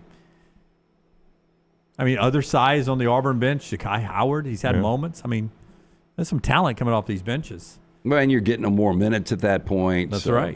That's right. Interesting game, man. It's 1 versus 2. 2 really good coaches, 2 really good programs, 2 really good teams, all in the first of 2 really good games.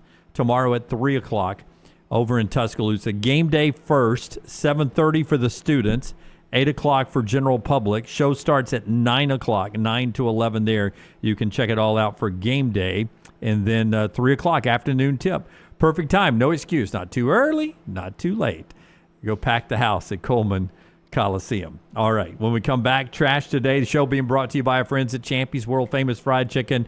Go ahead. Go get it for lunch. Eat it there or go pick it up. Bring it back to the house for the game. Champy'sChicken.com. Best location in the world is Sterling's location. Highway 119 in Alabaster. Hand-cut chicken fingers. Mississippi Delta recipe tamales. You say, Jim, I've tasted tamales. I don't like them so much. Well, have you ever had the Mississippi Delta recipe tamales? They're better. They got a little kick to them, and you get them right there. Champy's Chicken, Highway 119 in Alabaster.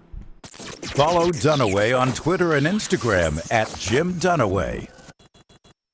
Twin Peaks is the best in the game. Here, you're in the red zone for every college rivalry and divisional matchup all season long. I mean, where else are the scenic views as good as your view of the game? Only at Twin Peaks, the #1 sports bar. Hey, there's nothing worse than waking up to a plumbing problem. Don't get caught in a flooded house. Call the guys at Hemphill Services. Adam, Chad, and the team at Hemphill are the only ones I trust to fix it and fix it right the first time. Hemphill Services does it right and always at a fair price. For all of your plumbing, cooling, and heating needs, trust the name that Birmingham has trusted since 1954. That is Hemphill Services. Call now, 205-229-2090. That's 205-229-2090. Storm season is here. Make sure you have a plan of action in place right now. Greg from Pell City and Storm Restoration Roofing should be your first call when storms hit. Insurance companies love working with Storm Restoration Roofing because of Greg Nelson's name and reputation in the industry. When storms hit, call Greg Nelson. He's local, 205-542-3531. He's the home of the free no-cost roof inspection. Greg from Pell City on Facebook, 205-542-3531. It's Storm Restoration Roofing. Hey friends, if you're looking to expand your business and inform the Next Round audience about your exciting brand, contact us at sales@nextroundlive.com to be part of the team and advertise your product to hundreds of thousands of potential consumers on our ever-expanding platform. Let the Next Round help take your business to the next level. Get more information by emailing us at sales@nextroundlive.com, and one of our team members will work with you to build a plan to take your business to the next level with the Next Round. Since you listened to my last message so well and got rid of those cargo shorts and stained t-shirts, it's time to replace them with Roback. Go to roback.com and click on the refreshed collection to find all that you need for an EG-approved wardrobe. It includes pieces that will have you ready to hit the golf course after a busy day of meetings or comfy favorites for travel and working from home. Get 20% off using code TNR20. See, I'm saving you some money. Make Valentine's Day special with our friends at the New York Butcher Shops. Right now, their Valentine's Day special, you get 2 certified Angus prime beef choice fillets, 2 twice baked potatoes, fresh salad for 2, and yeast rolls. The choice, $59.99. The prime, $74.99. Available for pickup right before Valentine's Day. 2 locations. The New York Butcher Shop, Cahaba Heights, 205-970-7300. The location in Greystone, Highway 119, 205-703-8825. This Valentine's Day, make it rare quality, well-done service. The New York Butcher Shop. If you're looking to expand business and inform the Next Round audience about your exciting brand, contact us. Send an email to sales@nextroundlive.com to be a part of the team and advertise your product to hundreds of thousands of potential customers on our ever-expanding platform. Join our existing partners in the fastest-growing media space, both live and on demand, and reach the most desirable audience for your business. Get information and more by emailing sales@nextroundlive.com, and one of our team members will work with you to take your business to the next level with the Next Round. Just because you've quit going to the gym, it doesn't mean that you have to quit gym altogether. Dunaway, that is. With our Next Round podcasts open 24/7, 365, you can access gym anytime you'd like. While you may have done away with your treadmill routine, our version of Dunaway is standing by ready to get you back to your absolute best. Find all that lovely Jimmy D-led content on Spotify, Apple Podcasts, Google Podcasts, and in the podcast section of nextroundlive.com. This message is sponsored by Jimmy Crypto Inc. and Jimmy Crypto for President.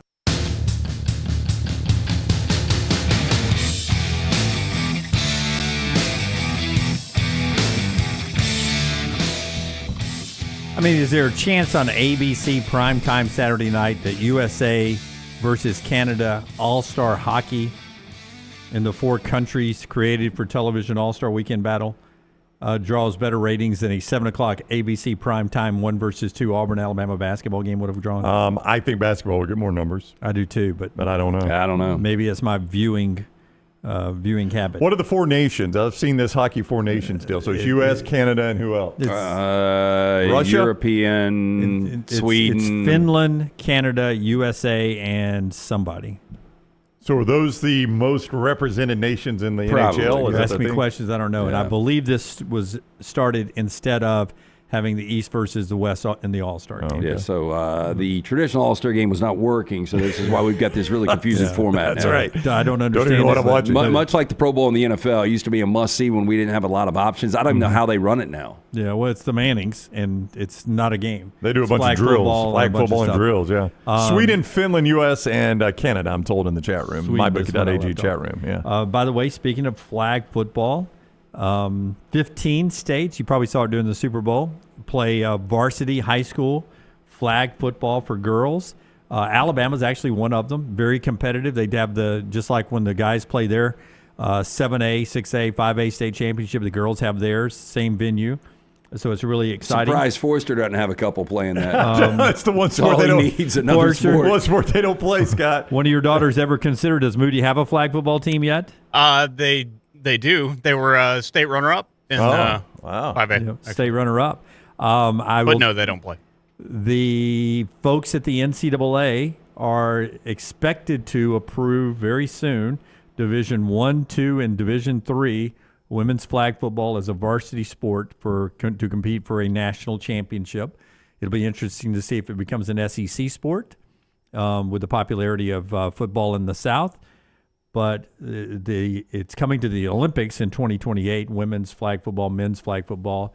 It debuted in Birmingham in 2022 in the World Games. Oh, there you go. Yeah, so you know what that was the test run here in Birmingham in 2022. You know what my AM radio idea was for Dunaway years ago? Oh, I can't wait to hear this. It was back when we were on AM radio. It has nothing to do with AM radio, except maybe you'd hear the games on it. In the spring or summer, actually, I think summer, post-basketball, convert all these SEC arenas into arena football and have SEC arena football. Yep. That would be fun to watch, right? We actually batted around one time having, instead of the XFL or the UFL now Stallions, we thought it would be better to have alumni teams. Yeah. Make a certain amount of money. I mean, if you didn't make it in the NFL. You're not good enough to play in the NFL, but you're still good enough to play. I mean, to go watch some color combination of your school play at Neyland, at Bryant-Denny, at Jordan-Hare with only your Alabama alumni, you probably could have worked out a business model where you were paying those guys $250,000 a year, $150,000 depending on your position.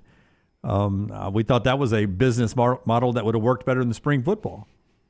It was kind of, what was that random league? We did a live show from the draft or a live remote from the draft. They never played a game? They never even played a game. That was almost their plan. Yeah, and I remember they were spending a lot of money, and boy. I don't think those checks ever cashed. Oh, did they not? Well, I don't think so. I know the snaps never snapped. Sounds like a salesperson had to give a little of that one back in commission.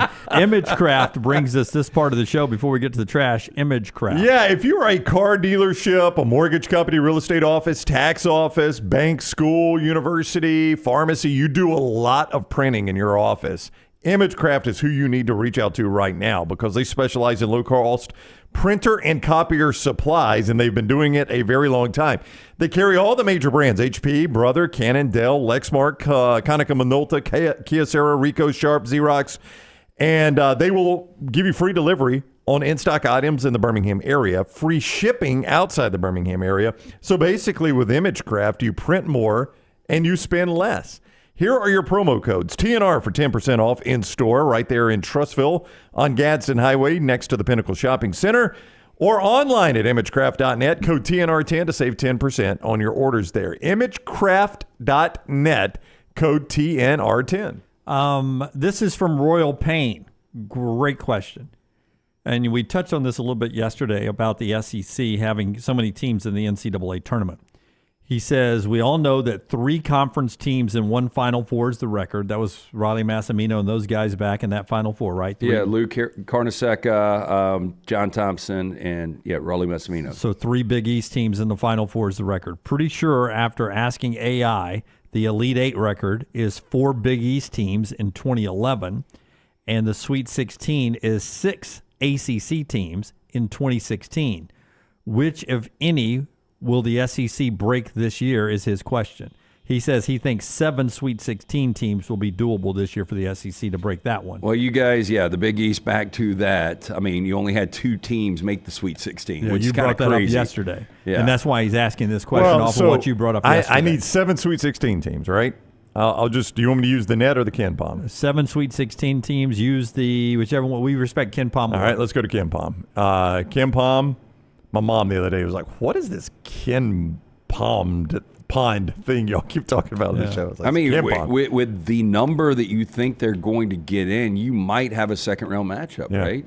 Well, I think we would have a second-round matchup. Auburn won. This is from Ken Palm. Okay, Auburn's getting to the second weekend. I feel good about that. I know you did last year. It didn't work out, but I would say that's one for sure. Florida 4. I would say Florida gets the second weekend. Tennessee 5. Tennessee gets the second. Rick Barnes has been tricky there, but generally get at least to the second weekend. Bama 6. I think Bama gets to the second weekend. All right, now here's where you may have to start thinking a little bit more. We got to get 3 more just to break the record. Texas A&M is 13th in the Ken Palm. I think Texas A&M gets there. I'm 50-50 on them. And but if I've got another 50-50, that's going to move 5. I think. Now here's a batch of SEC teams, 18, 19, and 20 in the Ken Palm. Kentucky?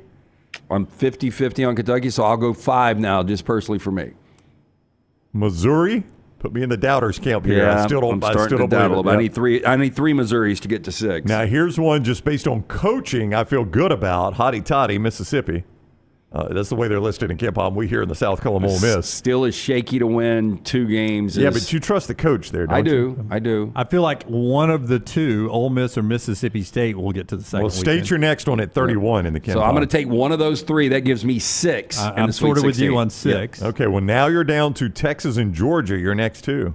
I think that's it. I think 6 is probably your number. I mean, it could easily be 7, but I think 6 is probably the number. So you tie the ACC record from 2016 with 6 in the Sweet 16. And if you get 6, depending on where those placements are. Now can you get 4 to the Elite 8, tying Big East in 2011? I mean, Alabama, Auburn, Florida, Tennessee. If you ask me, they all look like. Yeah, I'm going to say 6 get to the Sweet 16. I think 3 get to the Elite 8, and I think 2 get to the Final 4. I go 6, 4, 3. 6, 3, 1 to the Final 4. Boy, that's going to be disappointing if it's only 1. Unless they go on to win it. That's a crazy statement, though. Well, the SEC only got 1 to the Final 4. Look, and I know we've talked about Tennessee. said that on the other day. You think he pokes the bear. He said the other day when I was on with him that if they don't get 2 in the Final 4, it's a disappointment. And he believes that. I mean, that is such a high bar. Right now in your coaches poll, Alabama 1, Auburn 2, Florida 3, Tennessee 4. I know.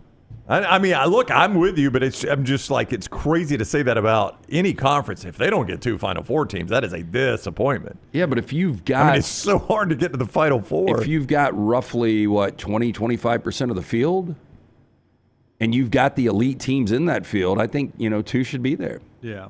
I think 2 will ultimately be there, too. I really do. But the first 2 days, it's 64 teams. They play 32 games, and I would imagine the record works out to where 16 teams win those, 16 teams lose those. Thanks, Carl. Let's go to trash. It's brought to you by our friends at Mortgage Right. Tyler, you got something today, man? Well, shit. What are y'all doing? This is awful. How many days? It's still March.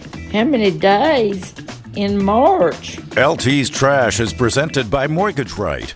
Mortgages done the right way. Hey, if you are looking for a new home, our friends at Mortgage Right here to help. Whether you're a first-time buyer, seasonal buying veteran, their great service and low rates make the process so easy. Speaking of veterans, veteran-founded right here in Birmingham. So remember, whether you're looking for your final home, your first home, whether you have a big down payment or need 100% financing, Mortgage Right, one-stop shop for mortgages. Visit them online, mortgageright.com. Call 205-900-7200, NMLS 2239, Equal Housing Lender. And what some are calling a masterclass in killing off a company mascot, language learning app Duolingo announced Tuesday that its trademark mascot Duo, a.k.a. the Duolingo owl, is dead. I didn't know anything about this owl, but this is comedy, pure comedy based on the article I've read. I haven't seen this spot, though. Now, in a post on X, company explained that, quote, authorities are currently investigating the cause of death, and we are cooperating fully. Went on to say he probably died waiting for you to do your lesson, but what do we know? The Post continued. Now, Duolingo said that they were well aware that Duo had, quote, many enemies. Quote, we do kindly ask that you refrain from sharing why you hate him in the comments. If you feel inclined to share, please include your credit card number so we can automatically sign you up for Duolingo Max in his memory. We appreciate you respecting Dua Lipa's privacy at this time, the posting continued. Till death, Duo part, the pop star posted in response to the statement. Now, according to CNN, Duo being in love with Dua Lipa was just part of the app's brand lore. Duolingo rep told CNN, quote, we're just as shocked and honored as anyone that she's acknowledged his tragic fate. Now, in a follow-up post on Wednesday, Duolingo shared how Duo met his tragic fate. In a video posted on X, company showed the owl being struck by a Tesla Cybertruck. That's a bad way to go. And floating up into the clouds. Yeah, bad way to go. Got hit by the ugliest vehicle ever invented. It really is a bad vehicle. It really is. I don't understand. My wife and I have had this discussion. I would like one. But I don't understand why electric vehicles have to look so different than every other vehicle. Well, because that why would you want to buy a more expensive car that looks like every other car? You got to let everybody know that. That's right. That I spent a lot of money. Vehicle. I spent money. I'd say, hey, look, to each their own. We've all got some weirdness in it, but that is a strange segment of the population. But all Teslas are electric cars? Yep. Yes. And that's Elon's company, right? That is Elon Musk's company, yes. My oldest brother might have one of these. I know he had one on ordered. Oh, the truck? I know he's got a Tesla, which, right? I mean, this fits his personality perfect. Love him to death, but because he's a Tesla owner. Right? Yeah, and he wants you to know that, too. Yeah, I like how boxy and stupid the Cybertrucks look. Well, they look like they could. I couldn't afford the tires on this thing. Like you could park them in an odd-shaped garage. It feels like it could sort of needs to park like a Lego. Yeah. Like if you were the only person with this, it would be one thing, but you see them they're all over the place, now. yeah. And it really looks like it's from RoboCop. So what is the sticker on a Tesla truck? Probably 120. I know originally it was like 100, and then there were also some rebates you can get for buying an electric vehicle. But the prices started to drop because the Cybertrucks have had some problems. Oh, really? So if I pay that much for it, how long do I have to sit? Scott says starting at 80 now. Oh, 80. Okay, so I can get a deal. Well, I mean, that's about a high-end gas guzzling truck is around 80 now, right? Oh, you go into hundreds, yeah. I mean, like literally, there are really good trucks. I'm not talking about SUVs. I'm talking about trucks that are over $100,000. Oh, easily. So they're priced. They're priced consistently with. Oh, the trucks that LT and I used to roll around with. Yeah. Easily with all the bells and whistles now were $120,000 truck. Wow. And I told this story, and I forgot in what arena I told it the other day. We were in a meeting or something, but I had a deal with a company or a dealership, and they were giving me, and the sticker on the truck was $110,000, and they were giving it to me for a year. And the deal was done the week before we left Jocks, and I had to go to him and say, we can transfer this in a couple of months. Just hang tight here. It didn't happen, though. Did Brown end up driving somewhere in one of those vehicles? He did. It was that exact truck, right? That I drove out to. How nice was the truck? Alien Fest. It was extremely a little nice. big for me. It's but quite large. Yeah. Keeping a lot of cash in your house, not necessarily good, but for a Daphne woman, it was all part of business. Oh, it's a local story. She owned a lot of property. She kept rental money for that, according to the Daphne Police Department.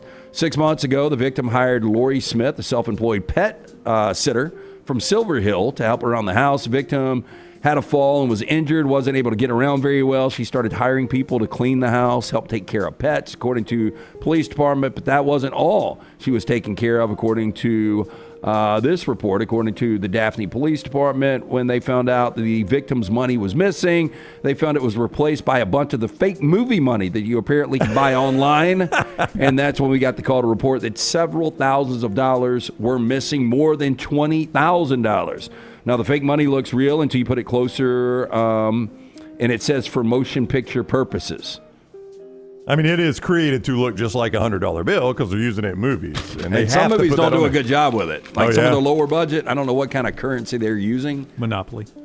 Yeah, it doesn't look good. It's a little brown $100 bill. Tiny one. We've got somebody else being duped again. This one Every day in trash now. This one with a psychic. Yeah. By the way, I don't think they should be able to make fake money for movies that looks so much like. I mean, it just sets us up for this. I mean, it's a big. It's part of the budget. Just it's a big budget. Just use real money and lock it up every night. So then, what do you do when you're making The Dark Knight and Heath Ledger is supposed to burn a giant mountain of money? That's fake money you use. But there are movies that have used real money, and they have to have the guy that's always on set with it. I can't remember what movie it was. I don't know. I guarantee it wasn't Breaking Bad when they went to the storage unit. Remember the pile? Big guy. That was amazing. I mean, but we blow up cars and we build things to blow them up, and movies really blow them up. So I mean, if you have to, for a tight shot, actually burn really $1,000 of real cash. So you burned $1,000 of real cash. Now I think that's a federal offense. Is it a federal offense to burn cash? I think it is. But I would think it's so, stupid, but it just makes more sense to have a company make fake dollar bills that say for motion picture use only in big letters. But then and we wouldn't have the people. Treasury doesn't have to put out new bills just because Christopher Nolan's making a new movie. But look at all the money we're wasting in Daphne prosecuting people. Oh look. See, is that real money? So that doesn't look like real money to you, Lance? No, I mean, all you got to do is put a real C note on the top. That's right. So you probably have, at that point, $5,000 out there with just stacks of paper. Yep. So next story, woman sharing her experience as a warning to others after she said she has handed over $50,000 to a psychic who promised that she could help her start a romantic relationship with a man she's been eyeing at a gym. Oh. Joanne Whaley tells CTV News Toronto that she began visiting the psychic in the fall of 2013 after separating from her husband. Whalen said that she had a habit of visiting psychics over the years and always found it, quote, fun and entertaining. This time, she said she was told the psychic was interested in sharing a new romance with a man she had noticed at her fitness club. She went on to say, quote, when she did the reading, she found out there was a man, and I said, yes, there is a man I like at the gym. She told me I can bring this man closer to you for $550. I do like the exact amount that's there. That's right. I got a price. Now, intrigued, Whalen paid the money, but what followed in the months after were repeated requests for more payments to make the love connection happen. Quote, I transferred $12,000 to $15,000, but she wanted cash, so I was dropping off lots and lots of cash at her home. She then started asking for gold bars at Costco.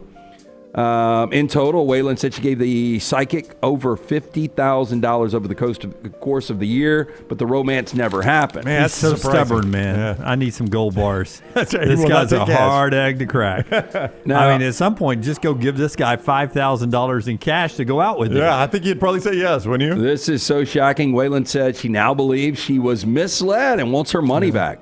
Quote, I was so trapped in it mentally because I was so scared. Now, Whalen gave the money to the psychic named Julia, who has an office over a flooring store, so you know she's credible there. When CTV News showed up at the office, the door was locked, but the psychic, who identified herself as Julia, answered the phone. Now, she was told that Whalen said that she felt she was misled into paying the $50,000. She wanted her money back. Julia then told the News, quote, she had provided services to Whalen, and Whalen was willing to pay for the romance, but it didn't happen because Whalen did not follow the proper instructions. You know, technically she did provide her the services of being a psychic. What is the to do this? She answered the phone, Brownie. I was expecting your call. That's right. I knew it was you. What is what's the acceptable miss rate for psychics? Like, I mean, it's 99%. Yeah, they got to be 100%, right? Or you really? Yeah, I mean, it's not baseball. It's not you're a 300 hitter. You're in the hall.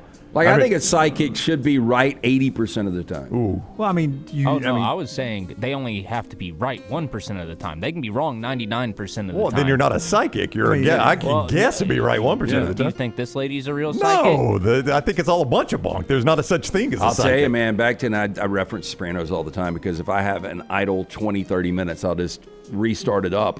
But when Polly goes to the psychic, I don't know if you guys remember that, was unbelievable. And the psychic, legitimately was like, his name was like Jimmy.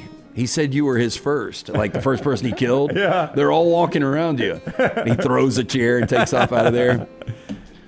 Finally, county sheriff's office clapped back at a wanted woman on a social media post after she shared the agency's Facebook post taunting deputies to arrest her. Probably not a good idea. Yeah, there you I go. do like the sense of humor this county sheriff's department has. Now, the Akula County Sheriff's Office, ACSO, posted to Facebook on Tuesday asking for information on the whereabouts of Kawantiera nicknamed Panky Richardson, This 27 is years old. So good. Yeah. Sheet. I ain't hard to find. Yeah, that was the post. You're right. Shit, I ain't hard to find. Do your job. Now, on Wednesday, they decided to share that screenshot of Richardson's post with some commentary of their own. Hey, Alizé Richardson, low key. You ate that. Lucky for you. We are used to those who play, quote, hard to get. Real talk. Be our Valentine. We will pick you up in a custom green and white whip and take you to the best bed and breakfast in town. In another Facebook post, Richardson insisted she was, quote, high key 8 and once again challenged deputies to arrest her. So on social media, she's just arguing with the deputies as to whether they can arrest her. Her last post was, quote, that's why y'all mad. Now come get me, pigs.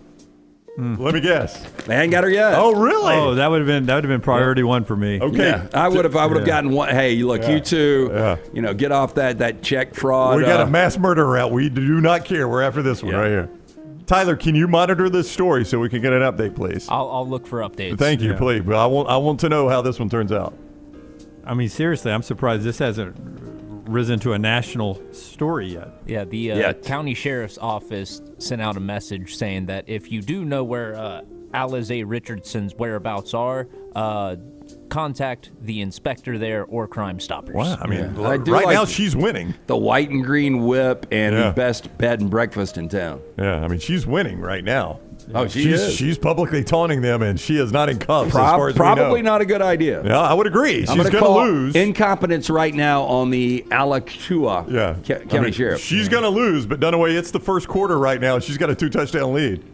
With the letters ZY and ZEYH in order like that, I'm surprised she is not on the national security radar at this point. I mean, it's not going to be hard to find, right? I mean, there would be a lot of people that could be after her. I guess this is Alizé, named after the cocktail. That's what I thought as well. Yeah. It's spelled completely different, but why not? That is Trash brought to you by our friends at Mortgage Right. It is always buying season. Our friends at Mortgage Right here to help. Before you take the next steps on a new home purchase or refinance, talk with the team at Mortgage Right. No cost or obligation to find out what you qualify for. Call 205-900-7200 or mortgageright.com. All right, this will be our final point spread update. You're on your own after this. By the way, before you tell us, on ESPN, Joe, who comes on and gives you best bets for the weekend, his best bet for the weekend is Auburn plus the 1.5. Well, it's up to 2 now. He thinks Auburn wins the game outright. Okay. Texas A&M, 8.5-point home favorite as they take on the Arkansas Razorbacks coming up Saturday. Tennessee, a 13.5-point home favorite as they face Vanderbilt. Georgia and Missouri. Missouri, a 1.5-point road favorite at Georgia. Ole Miss, a 5.5-point home favorite over Mississippi State. Texas, a 1-point home favorite over the Kentucky Wildcats. In Florida, a 17.5-point favorite over the South Carolina Gamecocks. But the biggest game of the conference is Auburn at Alabama, where the Crimson Tide is a 2-point favorite currently at mybookie.ag. Total of 172.5. If you want to play any of those games that I mentioned or all the games, you can play them right there at mybookie.ag. We give you a great code in the sportsbook area. It is code NEXTROUND. That gets you a 50% bonus up to $1,000. 50% bonus up to $1,000. Many of you like the casino, though. You want the casino bonus on your initial deposit? Just use code TNR Casino. TNR Casino.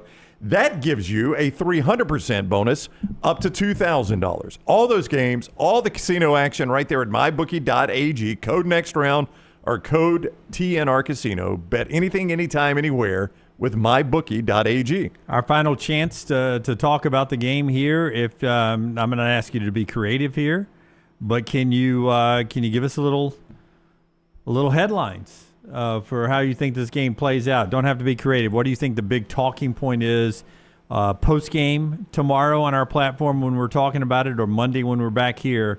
The big talking point on this game afterwards will be what, LT? I think the big talking point is going to be Auburn is going to grab control of the SEC. You think Alabama loses? Yeah, I think Auburn's going to win this game, and You've been a bit of an Alabama doubter lately, so no, not really. Well, It's just you said they lose to Texas. I thought you said, or you thought they could lose to Texas. I said, look, I'm staying away from that game. I'm not going to be surprised, but I think Alabama is going to win the game. I didn't think they'd win it like they won it. But go back to the fact that Auburn lost last week to Florida. Alabama shot the complete lights out on Tuesday night in Austin. I know it sounds weird, but, if they would have struggled a little bit, still won the game in Austin, Auburn would have struggled a little bit, still won the game in Florida, I maybe would have liked Alabama. I just think this is a good spot for Auburn. I think Alabama wins. If I had to do a headline, it would be Aden the Tide to victory. Oh, that's a good one. Do you like that? Aden the Tide to victory. I think it'll be interesting to see what kind of game he has. I think Alabama wins the game. Mine would be Aden wrong way. Aden. I see that. I didn't ask for creativity. Instead of Holloway? I got it now. I mean, just because I do think there's going to be a lot of pressure on him, and I think he is the X factor tomorrow. Yeah, somebody was asking earlier, either in the chat room or on Twitter. It was on Twitter, actually. Would you start him to let him work the nerves out? And I don't think you do that at all. You don't change based on opponent. That's what the great Nick Saban calls external factors, and Nate Oates believes that too. You play every opponent as a faceless, nameless opponent, and why start him when you hadn't started him all year? I have no prediction, but there is a headline from the Tuscaloosa News for today. They're getting ready for this big showdown. It's this big. Who's number one? The Tuscaloosa News. That's what you have there. If it comes down to a controversial foul or no foul call at the end, you could have young blood, no foul. No blood, no foul. Oh, young blood, no foul. Yes. Yeah, one way or the other, however that ends up. But who's number one? It's the battle over in Tuscaloosa. The winner will come out and will be the number one team in the AP poll or number one in the coaches. Are you camping out tonight? I'm not camping out. Apparently, there's just 110 over there, and that would be creepy. What? Hey, what time are you? Are you driving early? Hey, I am the representative for us at game day tomorrow. We don't want to stress little T in her return back to work, and so I will be over at game day shooting out some social media stuff. So enjoy. I guess I'll hit the road at 6:30 a.m. in the morning. Wow. What time are you and Little T live this afternoon? Oh, I don't know. Little T, what time are we live this afternoon? She doesn't know yet. Set your alerts. Yeah, and she'll send out a post. We'll find out. We'll be at Slice over near over in the Mountain Brook area. What's it called again? Crestline Park. Crestline Park. All the little villages. I don't know the names. Jimmy, your promo game is on point today. Don't know what time we're live, and we're at that Slice over there. A lot of questions at the end I was not prepared for. Until next time, God bless you and God bless America.